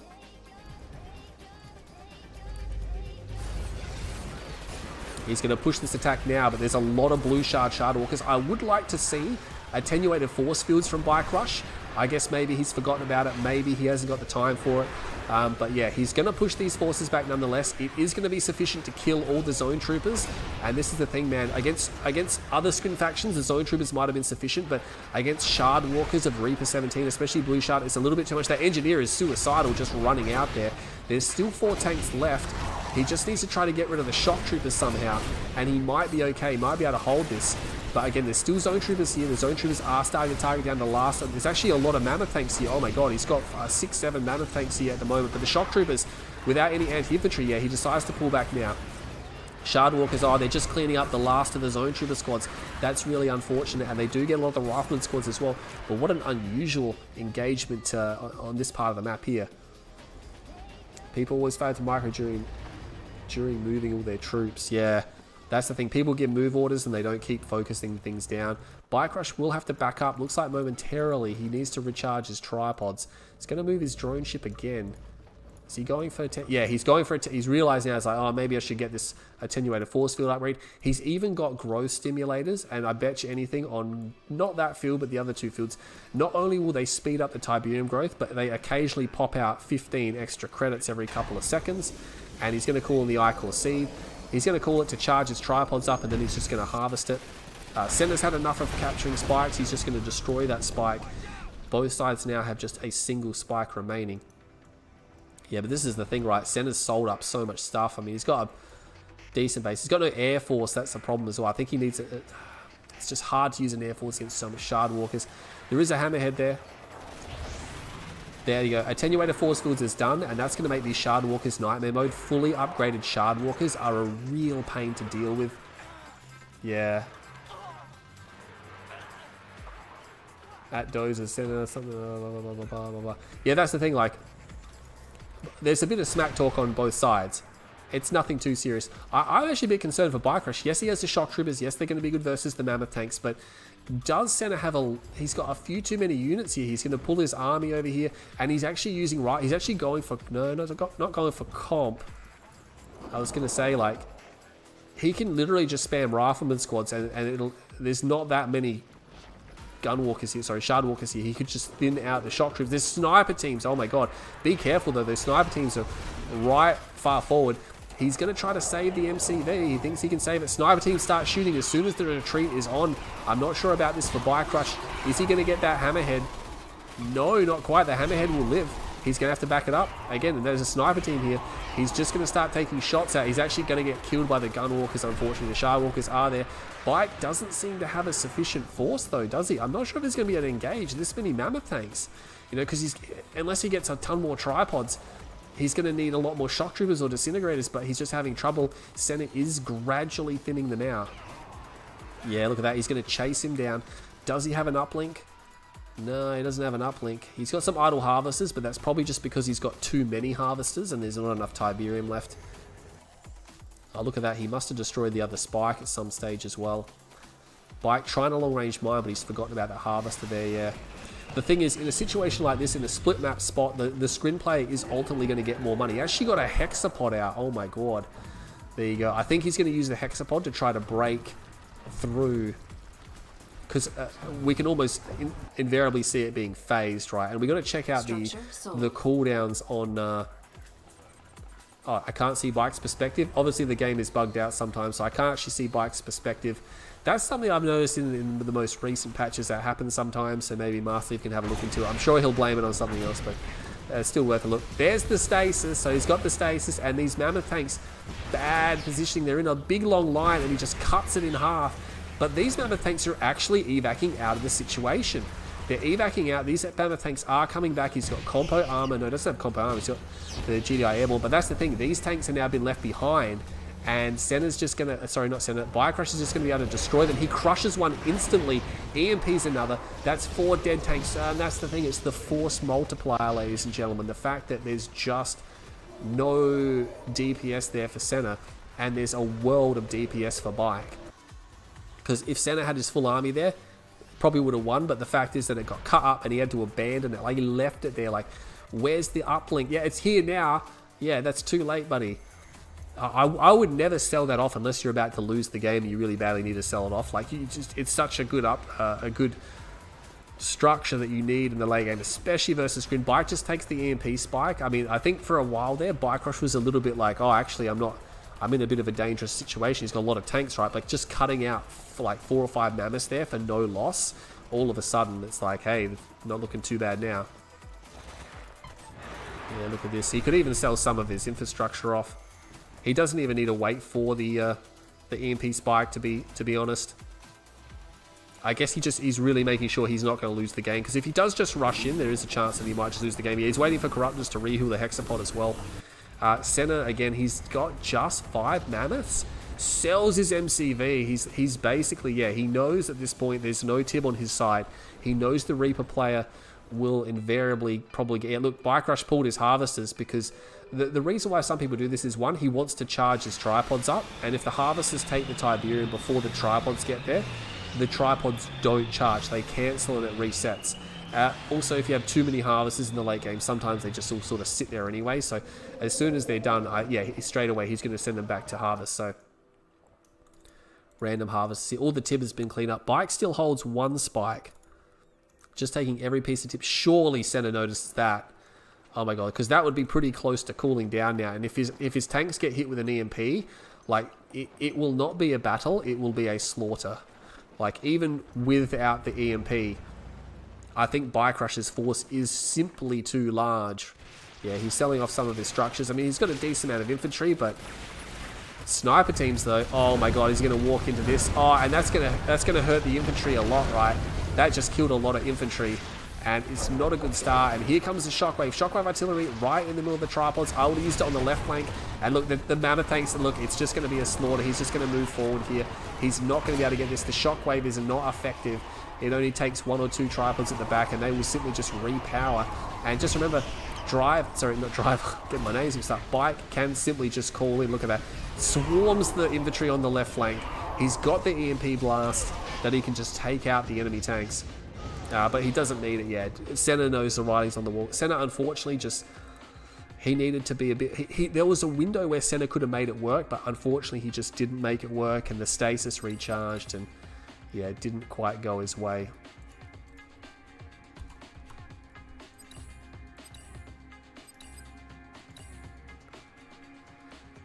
Oh.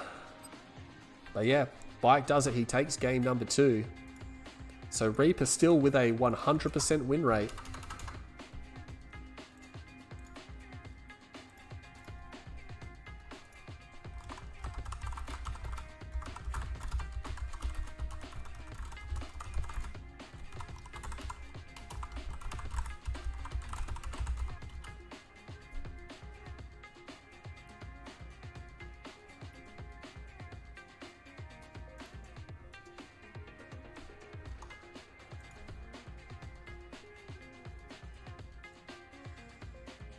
But yeah, that's going to be interesting what happens next.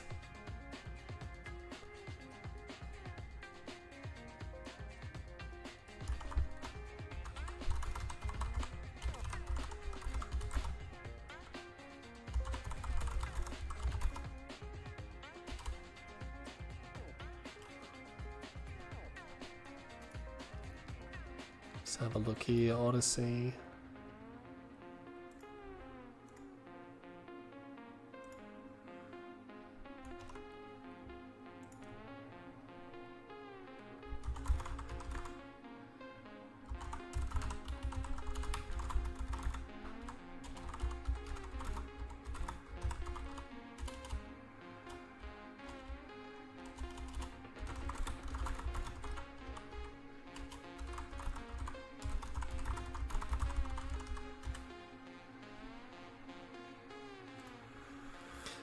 All right.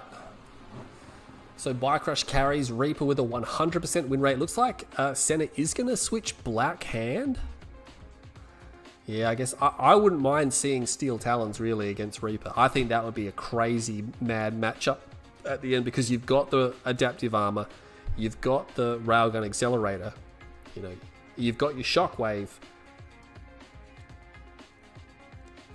Senna could have won. Yeah, Senna, he could have won that game. Yeah, I agree. There was a window of about a minute or two where if he actually pushed the attack, he would have won, because Bike would not have had his abilities. They'd still be on cooldown. His force would have been significantly smaller. Yeah. Senna wants to win through overwhelming force. Yeah. That's the thing. Bike did. He had better positioning.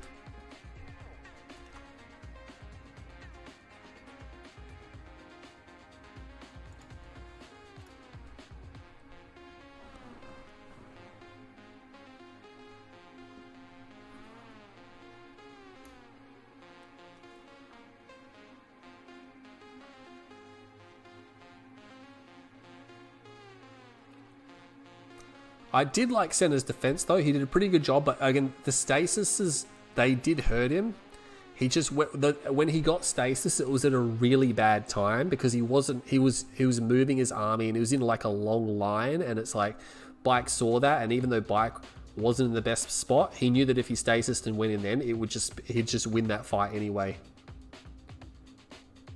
Yeah, again, Reaper have the best. Yeah, they do. They have the best eco. They have shields on everything. They have cheaper shields on their tripod. They have the charge on their tripod. So it's just they're so powerful. They're such a heavy hitting faction. It's just that they don't have a a massive amount of diversity in the sense they're missing some of their aircraft, they're missing their infantry, and they're missing their artillery. Like they do have quite a few weaknesses, but they make up for it, don't they?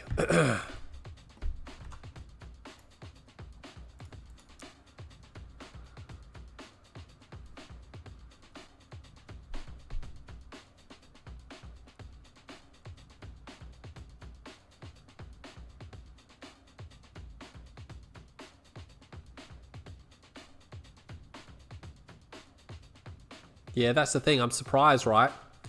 Senna's going to watch this back and he's going to be like, hey, I could have just pushed forward and Bike would have just lost. Because he only had a couple of tripods and some infantry and he had no stasis or phase. They were both on cooldown. So he would have had to fight that as a stand-up fight. And the Mammoth would have just won. Like, he would have just won. I got to update the scoreboard. Blackhand and Traveler. So Bike's going to leave Reaper with a 100% win rate.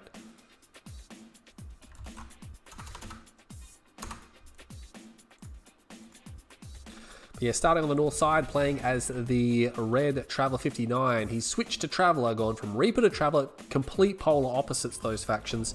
It's Bike Rush, and in the south, it's going to be Senna. He's switched to Blackhand. He's had enough of GDI. They're afraid that without artillery, they won't be able to do anything. Well, the thing is, in a map like Odyssey, especially against Reaper, like heavy hitting factions, it's going to be a tank fight. It's going to be a stand-up tank fight. Like, sure, you can make artillery work, but the most likely outcome, it's going to be a heavy hitting, knuckle crunching, like fight to the death. Whoever's got the most armor and the most firepower, whereas artillery tends to obviously be destroyed in those situations because the tanks will just move forward, right? And once the tanks are in range of things like Juggernauts and Spectres, and they're just going to just blast them down so quick.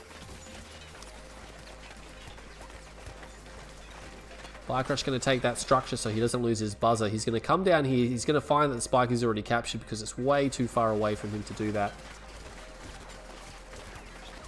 Bike is going to have to change his name if he never plays Nod. Well, that's the thing, right? He's obviously made his name off the back of that.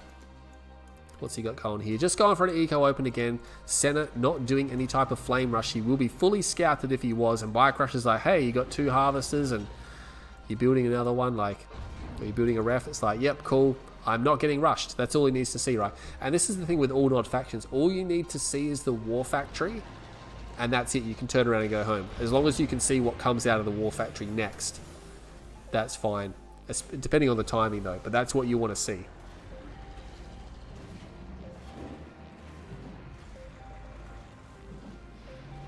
Just reading the chat here. Looks like Dune Tiger's got his fur in a knot.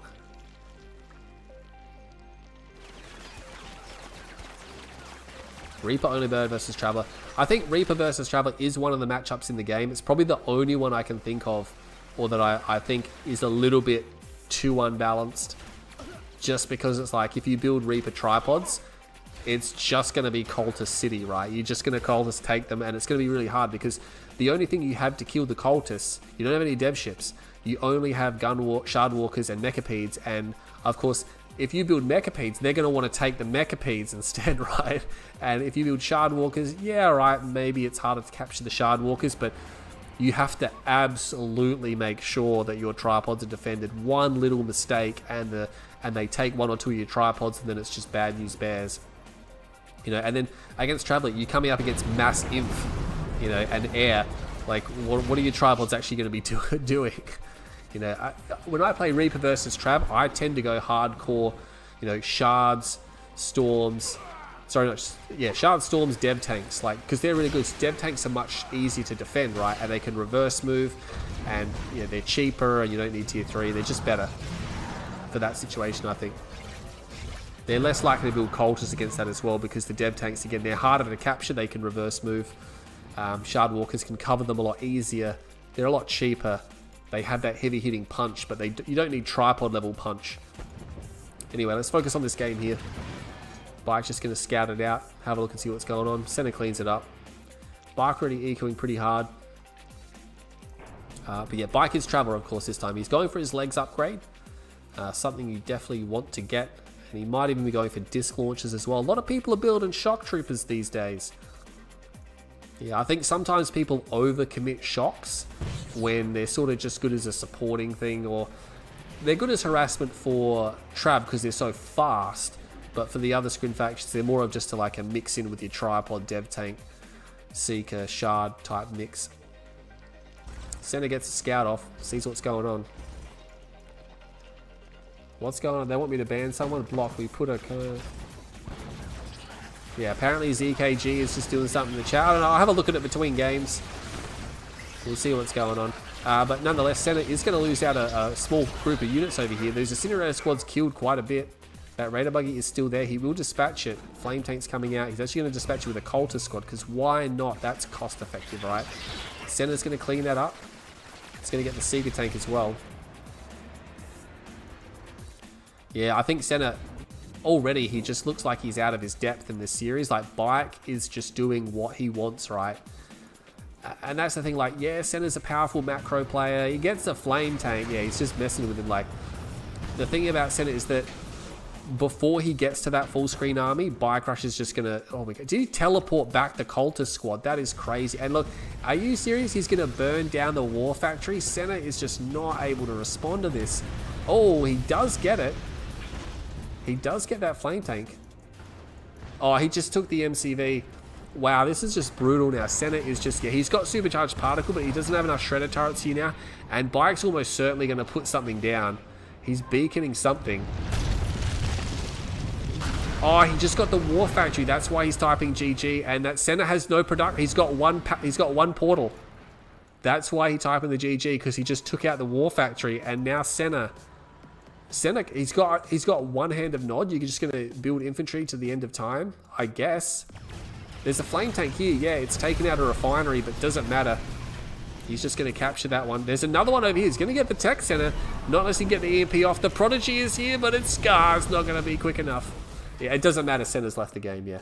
I mean, yeah, he gets it, but like, oh, that's just really bad for Senna, because he's just had his whole build taken out from under him. And that's the thing. I don't think BikeRush is going to let Senna, you know, get into that eco build. You know, I think he's just going to do stuff like this where he just messes with the eco and does these really tricky little bits. I don't think Senna can fight him like this.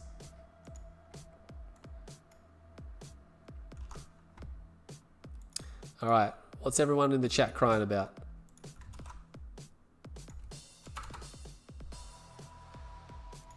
Oh, can you rid of ZK? Blah, blah, blah, blah, blah, blah, blah. Good job. What is this ZK guy doing? What is he doing? I don't know.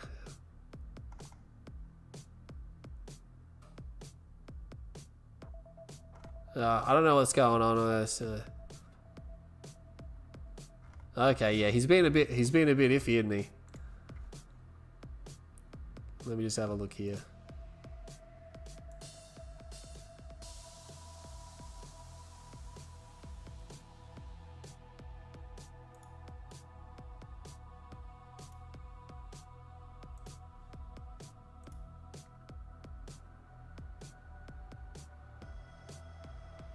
Everyone's crying about him.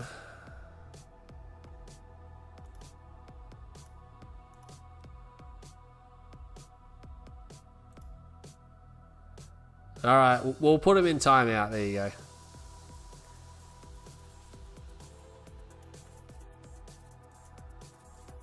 go.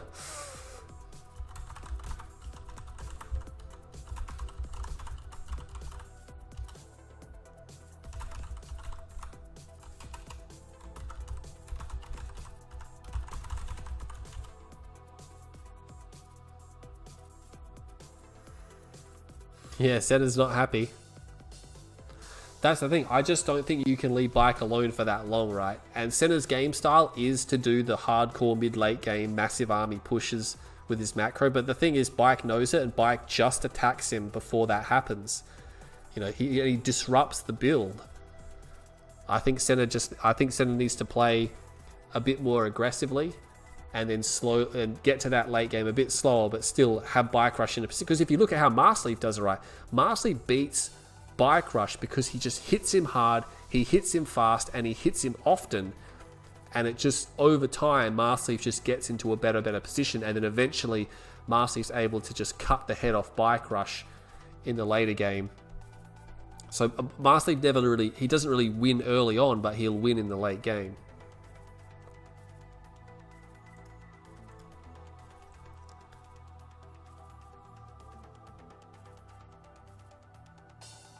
Yeah, you don't want to see a 5-0. 5-0 would actually be very bad for Senna, because a 5-0 might put him in a position where even if he beats Tipsy, he might not be able to qualify. So again, I will have to do the maths.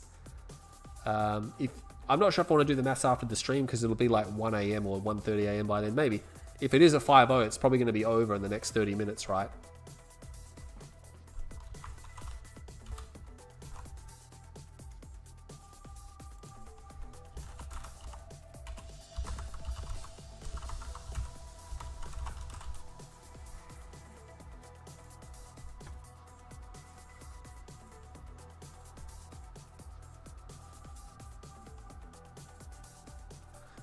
Waiting on Bike Rush.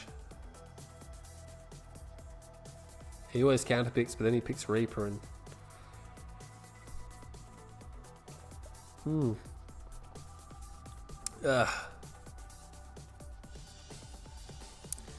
I mean, looks like Senna wants Hampstead Gardens. Second time we'll see the map today. And again, just while we have a moment, I'm going to plug it again. Tuesday night, Kane's Wrath, ladies and gentlemen. Tuesday night, it's going to be 1800 GMT. We're going to have Drive versus Nash. Big game for Drive, because if he beats Nash, he secures a finals position, and then Nash will essentially have to beat Bart. I think that's his last opponent. Yeah, Bart, if I'm reading it right. And yeah, it's really going to come down to the wire. These last couple of positions, the three-way ties that are coming in, it's coming down to who's got the best percentage. And that win rate hurts, right?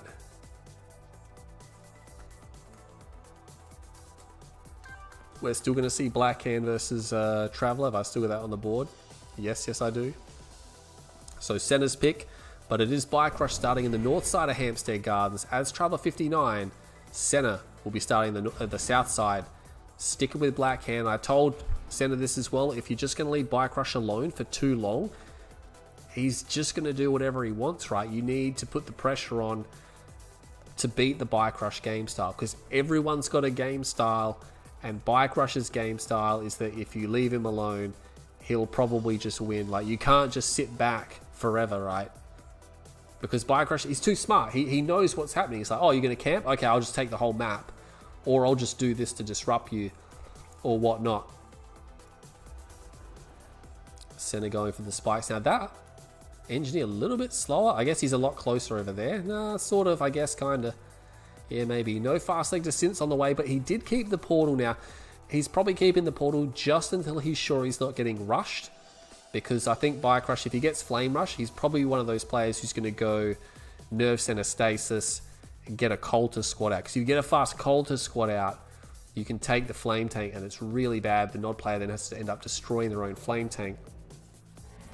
Nash saving me for last, says Bart. Well, Bart's got to be sitting pretty, right? He's been sitting pretty for a while now, because it doesn't matter what happens, right? He's already got 3 wins. He's actually undefeated in terms of matches in the tournament. So Bart's just sort of sitting back. He's probably not too fussed about the Phoenix game. He probably should be, because if he finishes first in the group, he will avoid Bike Rush until the grand final, assuming he makes it that far, and assuming Bike Rush wins this match. So there's still a few ifs and buts, but still, it would be beneficial for Bart Jones to finish first.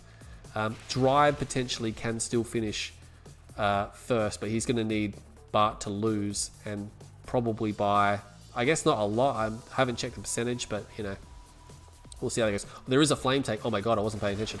There's a Flame Tank out. Bike's going to come in with a buzzer infused in his Seeker, and he's going to know straight away there is something coming. More Seekers being queued straight away. You can see this is going to be a Seeker Shore. Yeah, he's going to get more of these bad boys out because he knows there is something out on the field. And yeah, it's going to be a flame tank heading to the expansion. There is a portal coming down. This might be for a photon cannon. Yes, it's going to be for a photon cannon. The question is he going to get the photon cannon down before he actually loses the portal? Oh my god, this might cancel the photon cannon. Yeah, it did. It cancelled it. Oh, Bike Rush was not ready for that. Oh my god, he's going to have to pull his Seekers over here right now. Where are the Seeker tanks? Where are the Seeker tanks? Oh my god, the Seeker tanks over here. There's a Reckoner. Oh, he had to deploy early though. He had to deploy early, but he's going to get the power plant. He might, this flame tank is going to try to get in. He can reach the extractor. It's all happening. Oh my god, is he going to get the ref? If he gets both refs, that might be huge. He stopped firing though. Oh, that's a bit unfortunate. Is he going to get the refinery? Oh, he just doesn't get the refinery, and Senna is no longer firing at the extractor. Maybe he's trying to take out the assimilator. Oh, if he doesn't get this extractor, this is going to be really bad. He got another assimilator in there. Oh my god, and he tries to switch targets. It's not going to happen. He doesn't even get the bailout, trying to get the buzzers before he bails out. So that actually looked like it was going to be really good for a minute there. He almost got 2 ref. That would have been really bad for Bike. Bike puts a crane down. He's like, oh, okay, I'm just going to put a crane down. Some people have been discussing the or double war factory from Senna. Have been discussing the crane builds, and you can 100% do crane builds, right? Not off one base unless you have blue field. I use crane all the time to expand to my 3rd base. Sometimes if I'm just going low tech, I like to just pack up and go for a 3rd base and just use a crane to keep my build going. Bike is going to move out. He's going to find a double war factory center though. I think the Scorpions will ultimately beat the Seeker tanks as long as they have, not a terrible position. Seekers just aren't as durable as the Scorpion tanks. Nonetheless, he's still inflicting losses on Senna here. Senna just sort of chasing them around. And yeah, the tanks on the edge are just getting shot at. Bike always moving his forces, right? He's always moving around. He's not stopping and letting Senna get a good position. Senna is now on a move order, and that's going to allow him to envelop some of those Seeker tanks. Gets a ref down. He's going to push these guys away. Yeah, some people are calling the 5-0, especially with the first 3 games. Like Senna, aside from game 2, the other 2 games he really just got, burned. He got shut down without a fight, right? And it's true, he got shut down without a fight. But the second game, the writing was on the wall, right? He had an opportunity to win that game, but Senna unfortunately didn't have the confidence to take it. Bike now just ecoing up. He's still got the crane, so he's still just producing a lot of stuff. Now he is Traveler, so he's not a heavy hitting faction. He's got some Bike buggy here. I don't think he's going to get a harvester. No, he should be able to get that harvester. But Bike's one of those players who has a lot of harvesters. Gets one harvester, will evac out there. Photon cannon is there. He's got some Seekers trying to shoot up the Seekers. Running across the face of these units. Disintegrators getting Bikes is never good. Yeah, he's going to have to back up now. He's actually got no anti-infantry. There's one buggy. There's a Cabal squad there. The Disintegrators are just a real problem against this force, right? Especially with no Dozer Blades. You can't even crush them. And even trying to crush them is just hard because they do so much damage to you before you can get through them all. Senna in full retreat now. He's going to have to back off. Yeah, Bike moving forward with almost pure Disintegrator. A couple of Seeker tanks still left over. And that's the thing. He's just going to chase Senna back. Oh, man, these Raider buggies. Oh, God, I don't know what they're doing. They will be destroyed. He's going to go back to base. There's a Shredder turret here now. Double Shredder turret. That's a little bit better. He's going to be able to put some damage on these guys. Not before they take out quite a few more tanks. There's a flame tank here. The shotgun blast, the Shredder turrets will do significant damage to the infantry. Even a 3rd Shredder coming down now. But Bike's going to see the flame tanks. Are we going to see Black Flame? I don't think so. No, he's still building a lot of them. Cybel was doing a weird strategy where he was spamming flame tanks without Black Flame. There's actually another one there. He's got quite a few, but look at this. The cultists are already there, right? And this is the problem with this type of gameplay, especially Black Hand with no Venoms and things like that. He's just going to take these flame tanks and he's going to put these cultists everywhere, right? He's going to spread them out to the chokes. And I'm almost certain he's going to put one on this side as well at some stage. Oh, he got another flame tank. How many flame? He got 2 flame tanks? Okay, so there you go. It's not working out too well. Senna not able to defend his flame tanks. Might have been better maybe to pick Vanilla Nod if that's the strategy he had in mind. And look at this. He's actually pulling these back to base. I guess he wants to keep them. Normally you try to send them out and use them straight away. Maybe he's just going to hold on to them for some reason. Actually, you know what I think he's going to do? I think he's going to put like a wormhole down or something. And he's going to wormhole flame tanks into Senna's base. Oh, here comes the click. It's on the Expo. I mean, it gets a ref, doesn't do anything to screen harvesters, so realistically that doesn't really do much to Bike. He's still got full expansion over here. Running back to his base, I guess he sees something. There's a flame tank there, but again, there's more cultists here. There's a free cultist squad. he can just go and grab that, which I think he's going to go and grab that. Yeah, so now he's got 3 flame tanks, still shooting at it though. Okay, maybe had a force fire on it. Yeah, look, I told you, he's got a signal transmitter. He's going to put a wormhole down. And this, the gunwalker, he's trying to get a scout off, right? Oh, he's got a gunwalker here as well. I bet you anything right here. He's going to send the Prodigy in. He's going to send the flame tanks in. And this is the thing, like, Bike Rush is just doing whatever Bike Rush wants to do. Having a bit of a moment trying to get them to fire, but now he's got them to fire and they're starting to shoot at everything. He's going to get the tier 4. Oh my god, he's going to get the tier 4 War Factory as well. Not quite. Yeah, he's going to get this other one. Oh my god. Is he going to get a ref as well? That would be devastating if he gets a ref. He's still got another flame tank there. Yeah, he's going to get a ref. That ref is going to go down. And this is the thing, Bike Rush just doing these strategies. He's just doing whatever he wants because Senna's not putting any pressure. Had to pull his flame tanks back to deal with enemy. Did he just teleport them away? He did. He teleported the elite tank away. And he's going to repair it because why not? And on the back of this, he replaced his ref. You know, is that another tech center? Did he lose his original one? I guess maybe he sold it or he lost it because I'm pretty sure it wasn't there. Or maybe I just wasn't paying attention. Yeah, look, and Senna's just in so much trouble. Like, he lost all of his tech. And Bike, again, just doing whatever he wants. He has got Raider Buggies attacking the cultist, but he's just got enough there. And I think he might even just force fire the Raider Buggy just to get rid of it and free up the cultist, right? Infantry, it's not enough. He's just getting more flame tanks. Yeah, that flame tank's been area mine controlled, so that's why he destroys it. The other one has been permanently captured. Devastator warships coming out. Doesn't have the engines just yet, but I mean, realistically, Bike, again, is just doing whatever he wants, and Senna's just not able to stop it. He does have some flame tanks up here. He can, and look at that. He's going to use his Temporal, one of his best abilities, purely to slow down these flame tanks. And I mean, he's got 3 cultist squad. 2 of them are free. He's just going to get 2 more flame tanks. He gets 1 more unit out. He's probably going to get the War Factory. Yes, he does, but Bike does a perfect split, gets 2 more flame tanks. There will be an attack up here. I mean, he could just teleport his flame tanks in and use them against Senna, but there's Devastators there. They're going to flatten those infantry. Yeah, he's already shooting at them. I mean, there's no support. There's no Mantis or anti-air. And look at that. They're just flattening just big swaths of the infantry. There's another one there. There's 2 of them there now. And again, here come the flame tanks. It's like, yeah, he's going to get a harvester, I guess, but most of the infantry is dead. Cultist running forward. Oh, he's got to be careful. If he loses the cultist, he's going to lose control of the flame tanks. Loses control of 1. The other cultist will now run back. Bike Rush, unfortunately, just getting a little bit mixed up there. But yeah, this attack was just, yeah, borderline pathetic, I think, from Senna. I guess he felt he needed to do something to keep Bike busy, maybe, so he can get a 3rd base, but oh god, he's just got so few units. He doesn't have a 3rd base. He's so far behind. He's got a shrine. He doesn't have Purifying Flame. I don't think so, anyway. And this is the thing, Bike Rush is just in an absolute game-winning position. I guess Senna's going to try to fight it out because, you know, it's a tournament, and even if he loses the series, he probably wants to keep his percentage at least intact. Oh, he just phased flame tanks.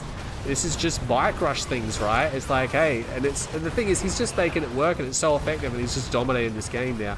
He's got phased flame tanks. He's just running a clinic on Senna, and that shows, yeah, Senna's defeated. It just shows how confident Bike Rush is to play Senna. He doesn't consider Senna to be a real threat to him. And look at that. Shuts him down. It is now 4-0 in this series. So yeah, looks like we're going to see a sweep. And this is bad for Senna, right? Because Senna's going to hurt his percentage. I'm going to have to do the maths. I'm not sure if he's going to be able to make it with this last game. You know, is he going to be able to make it? I don't even know. I'll probably do the stats tomorrow because I'll probably sleep first. And I'll put a post on my YouTube channel if you want to have a look at it. Actually, well, you can rejoin me for the stream on Tuesday. I usually run the updates and things like that. I will update the... Yeah, because if it looks like it's going to be a 5-0, so what time is it? It's only like 12:43 AM, so I'll probably update the stats at the end of the stream. Senna's not happy though. You can tell he's a bit frustrated, and he should be, because that was the second game that, or the third game where Bike Rush just, you know, pulled the wool over his eyes and did crazy things and won. Yeah, throw 100 flame tanks in and eventually one gets in. Yeah, poor Senna.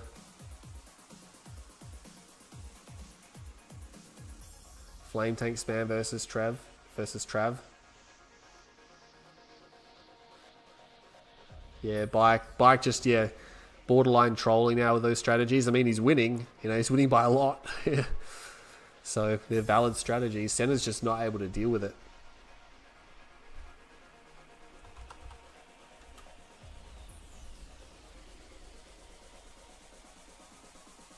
Holy wowzers.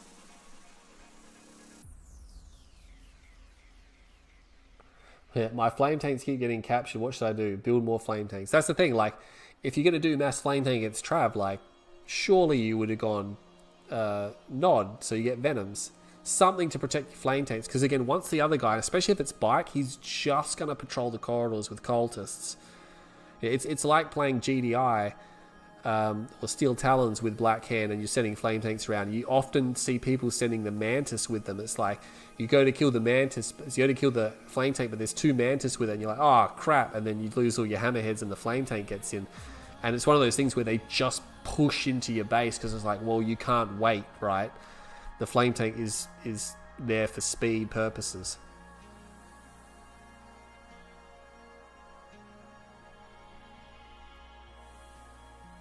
I'm not sure if BikeRush is streaming from his perspective, but he's probably laughing it up right now.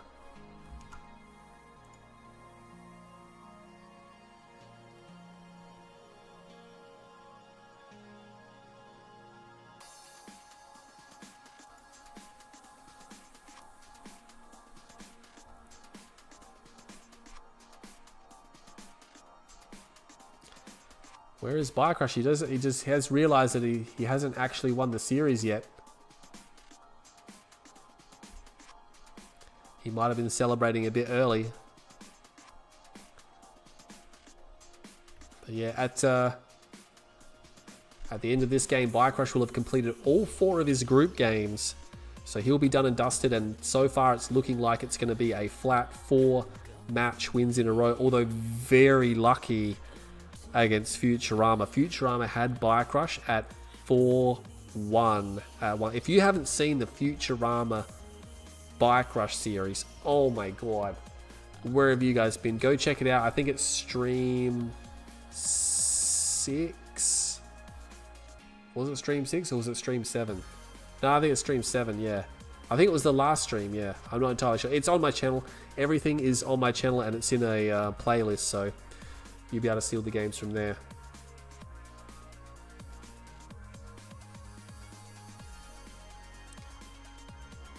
Where is BikeRush?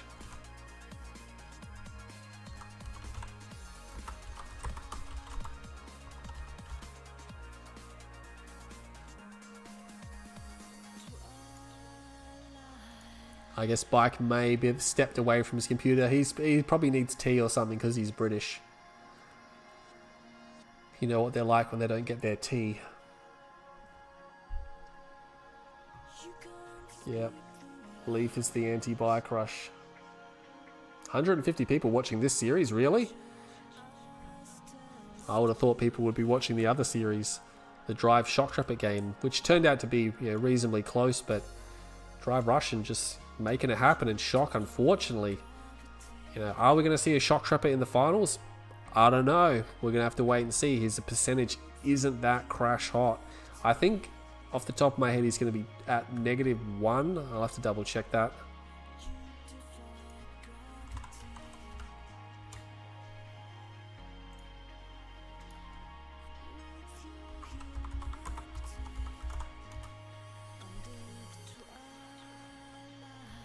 Looks like Senna wants to go back to GDI, but Senna's gameplay is just not good versus bikes.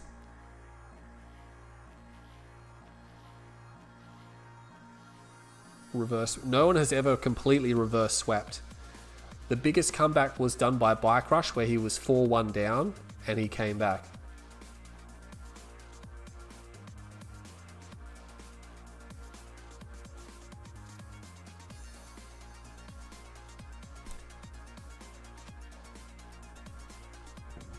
As for Bart Jones and Nash, I'm trying to get Friday for that. It'll be Bart Jones and Nash, and it will be Tipsy and Senna. So far, everyone has said yes, except for Nash. I haven't heard from him. But everyone else so far has given me a I should be available, that should be fine type thing.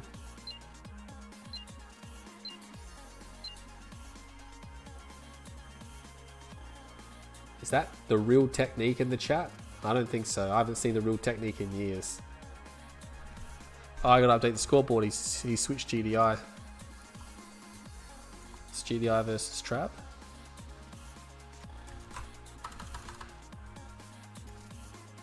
Yeah, this is a disaster for Senna right now. So Bike Rush is on the west side of Tiberium Rift. Senna on the east side playing as GDI. GDI versus Trav. And ladies and gentlemen, this is going to be Bike Rush's last match of the group stages. He is going to the finals. It's just a matter of if he's going to be first or second. And I think even if he gets reverse swept, I'm pretty sure he's still going to be first at this point because his percentage is just going to be too good. Senna, on the other hand, would have liked to have taken a couple of games off Bike, and he really should have taken game 2. But now, if he goes 5-0, it's just going to hurt his percentage, and we're going to have to do the maths, right? We're going to have to do the maths. What is he going to need to do against Tipsy to qualify for the finals? It's going to be a 3-way death match between Tipsy, Masterleaf, and Senna, and Masterleaf has no control. He's just going to have to sit on the sidelines and hope for an outcome. But yeah, judging by the way this particular series is going, maybe it will just be between Tipsy and Leaf. We'll have to wait and see. Oh, look at this. We have... Oh, what the heck? He's got a Nerve Center as well.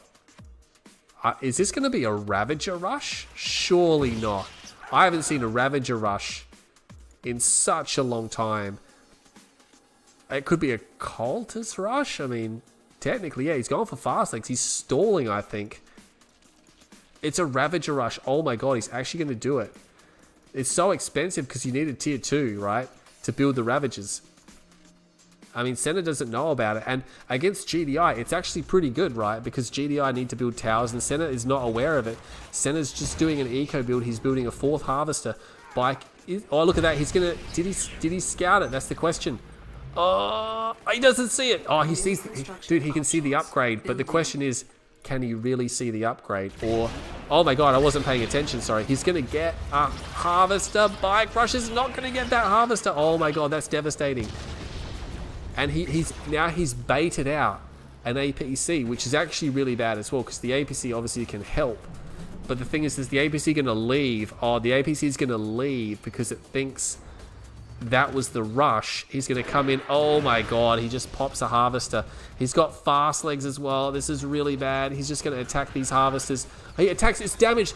He didn't fully repair it. Oh my god, he got it. He got it. He needs to just retreat right now. Oh, he's got another detonation. He gets 3 harvesters. Oh my god, Bike needs to get out of there now. The damage is done. Look how fast these Ravagers are, ladies and gentlemen. A Ravager Rush in the tournament. Oh my god, such... And he went Disintegrators first as well, just to mess with Senna, to think that, hey, nothing fancy's going on. He's got a rank on the Ravagers. Okay. He can get them repaired on Tiberium or at the War Factory. You know, and this is crazy. He got 3 harvesters. Senna's got 1. No, he's got 2 harvesters. He built another one. Did he sell his MCV? No, he's not. He's going for APM. He doesn't have the money for APMO, right? Surely. Oh, he went for an airfield. He's going for a hammer. This actually might be smart, right? He just bails on that and he goes for it. Is he just going to run in? He's going to try to detonate the Tiberium. Oh my god, the splash damage. The splash damage is real. Maybe he can get that other one. I think he's going to be able to get it. Oh, he just gets it. Uses the detonation. Gets it. Gets the ref as well. Oh my god, Senna. Bike Rush is like out of this game. I mean, he doesn't realize it, but there's a hammerhead coming. Oh, Bike is really mad because Senna did talk a lot of crap. Senna talked a lot of crap. Ravagers can't shoot aircraft, can they? No, they can't. They can't shoot air. Surely they can't shoot. Wow, there's things I should know. I should really know what they can do, but they're just such a rare unit. No, they can't shoot air. Yeah, look at that. Oh, Bike Rush telling Senna that he's not going to make top 3. Oh my god, maybe Bike Rush has done the maths. I'm not sure. I will have to do the maths after this. Now, he has got the hammerhead, so he can go and clean those units up. Senna refusing to leave the game. Bike Rush only has 2 harvesters. Excuse me. 3 harvesters now. He's going to attack with 2 APCs, but it's just going to be so weak, right? He's got 2 Ravager squads left. Still just on 2 harvesters. BikeRush technically is ahead. Moving the MCV. I mean, Senna just, he doesn't want to leave. Surely BikeRush saw them. Oh, he puts another ref down. He's going to target the harvester. He targets that hard. He just kills the harvester straight away. Oh my god, you only need 2 Ravagers to pop a harvester. Okay. He's going to run forward. Unfortunately, the machine guns on the harvesters are attacking the Ravagers. Oh, that's a bit unfortunate. The Ravagers could have got away. He's actually going to kill the squads with the machine guns, so that's a little bit unfortunate. BikeRush not put. Oh, he's trying to defend out these 2 APCs. He might have to put the repair tool on that reactor. He's going to back off. Yeah, not even bothering to repair the reactor. BikeRush does this where he's like, I'm not spending money on that reactor. I don't think he can get it, so I'm not going to bother repairing it. The Hammerhead cleans up, finally.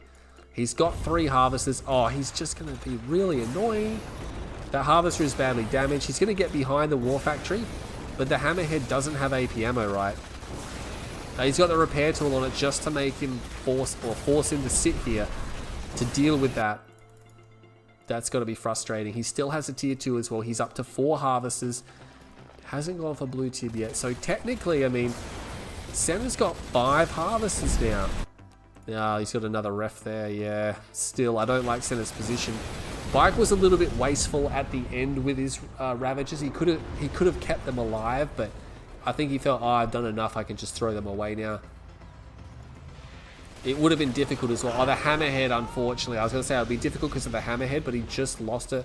Obviously not expecting to run into Gunwalkers there. He was obviously expecting to go do a scout. He's going to grab blue Tiberium now. And, I mean, he's probably going to put down the repair drones. He could do a repair drone push. I mean, he doesn't have Seekers, which is unfortunate. But, yeah, he's going to come in here, and I think if he puts repair drones here, he could just camp. Oh, there's a Pred tank there. Yeah, look at this. He's got 2 ref. He's building more harvesters. He's ahead economically quite a bit now. Bike saying he's not... Oh, he's going to mothership him. Get ready for it. I mean, Senna has no scouts. There's no way he knows what's coming. BikeRush obviously is just telling him, trying to scare him. Getting all the blue Tiberium. 30 drone ship and storm columns. Yeah. Well, that's the thing. BikeRush is playing a lot of other games, but he still comes back to Kane's Wrath, and he's still just good. He's just good in general, right? He's just a good player all around. Senna will scout, realizes the mothership threat was a complete fake.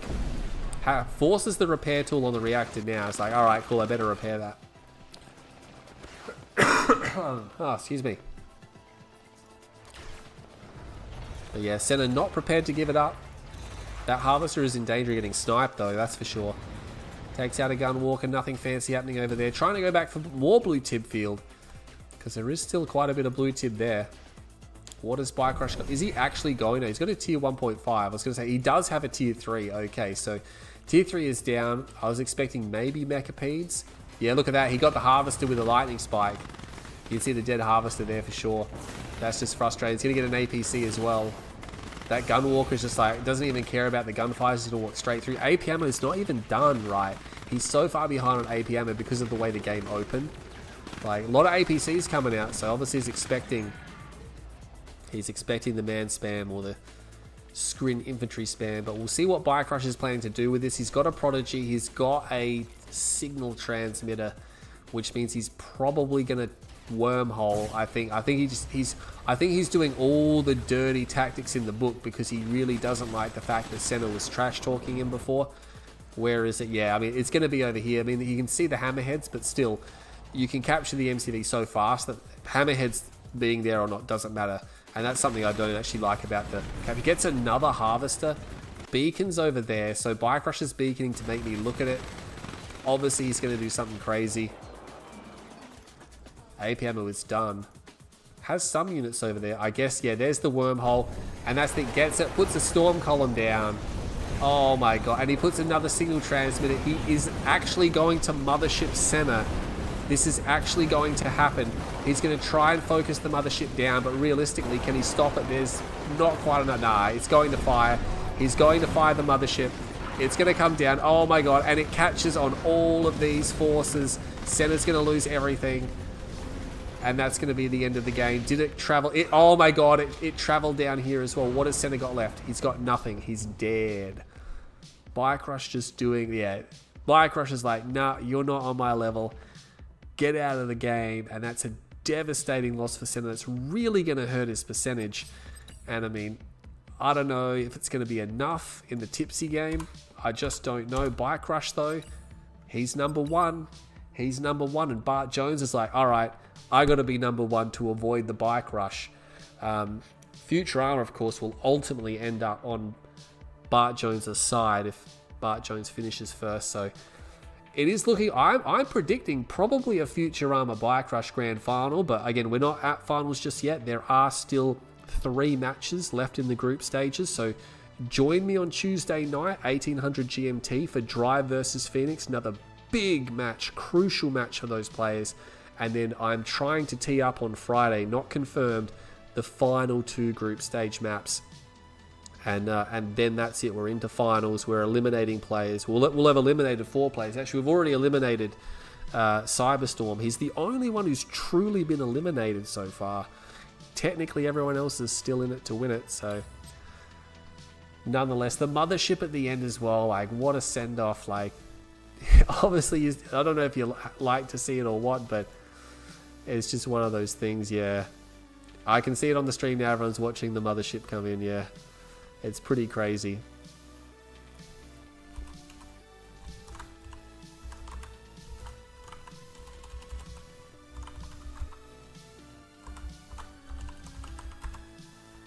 What's the date on Tuesday? Wait, what's it? 22nd.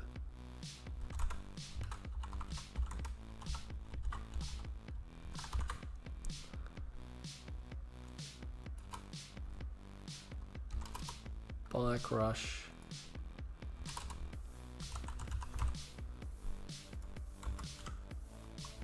Five-0.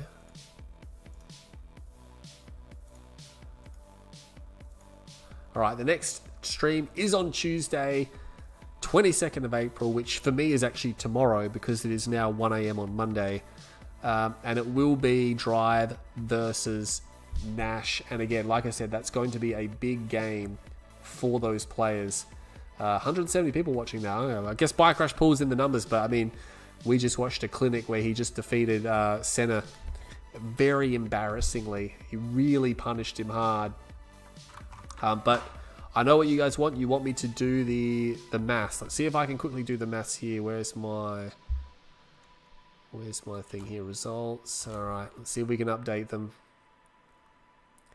So Group A. We'll update Group A as well. We might as well. So who do we have play then? We had Shoktrepet. And Shoktrepet lost. Oh, 2-2. Okay. And then he won 3 games. So 15... 15, 16. So Shoktrepet is going to end up on -1. Let's grab the calculator out. What do we got? He played a total of 31, 48.4.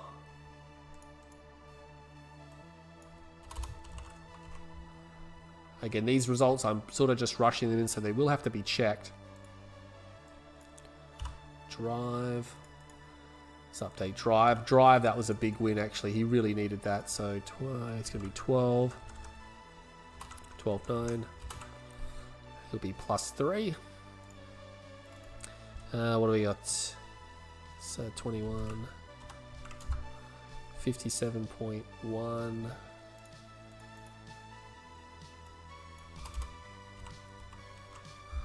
Alright, that looks good for him, yeah. So Nash is going to drop down. Drive goes into 2nd position. So Shock stuck in 3rd, right?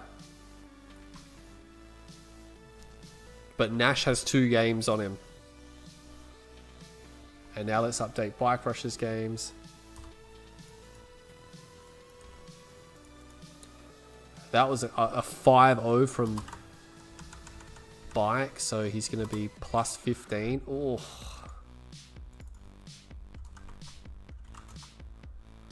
He ends up on 80%.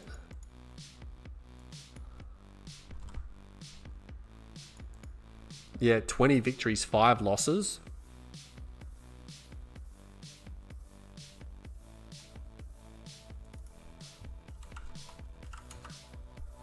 That's mad. So yeah, Futurama will finish in second position no matter what. Oh, it doesn't look good for Senna. Senna, 3 games, 3 losses. Oh, poor Senna. Oh god, this is going to really hurt his percentage. He's neg 9? Wow.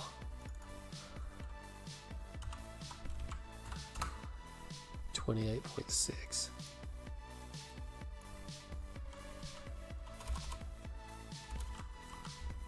Okay, I think I've got it done.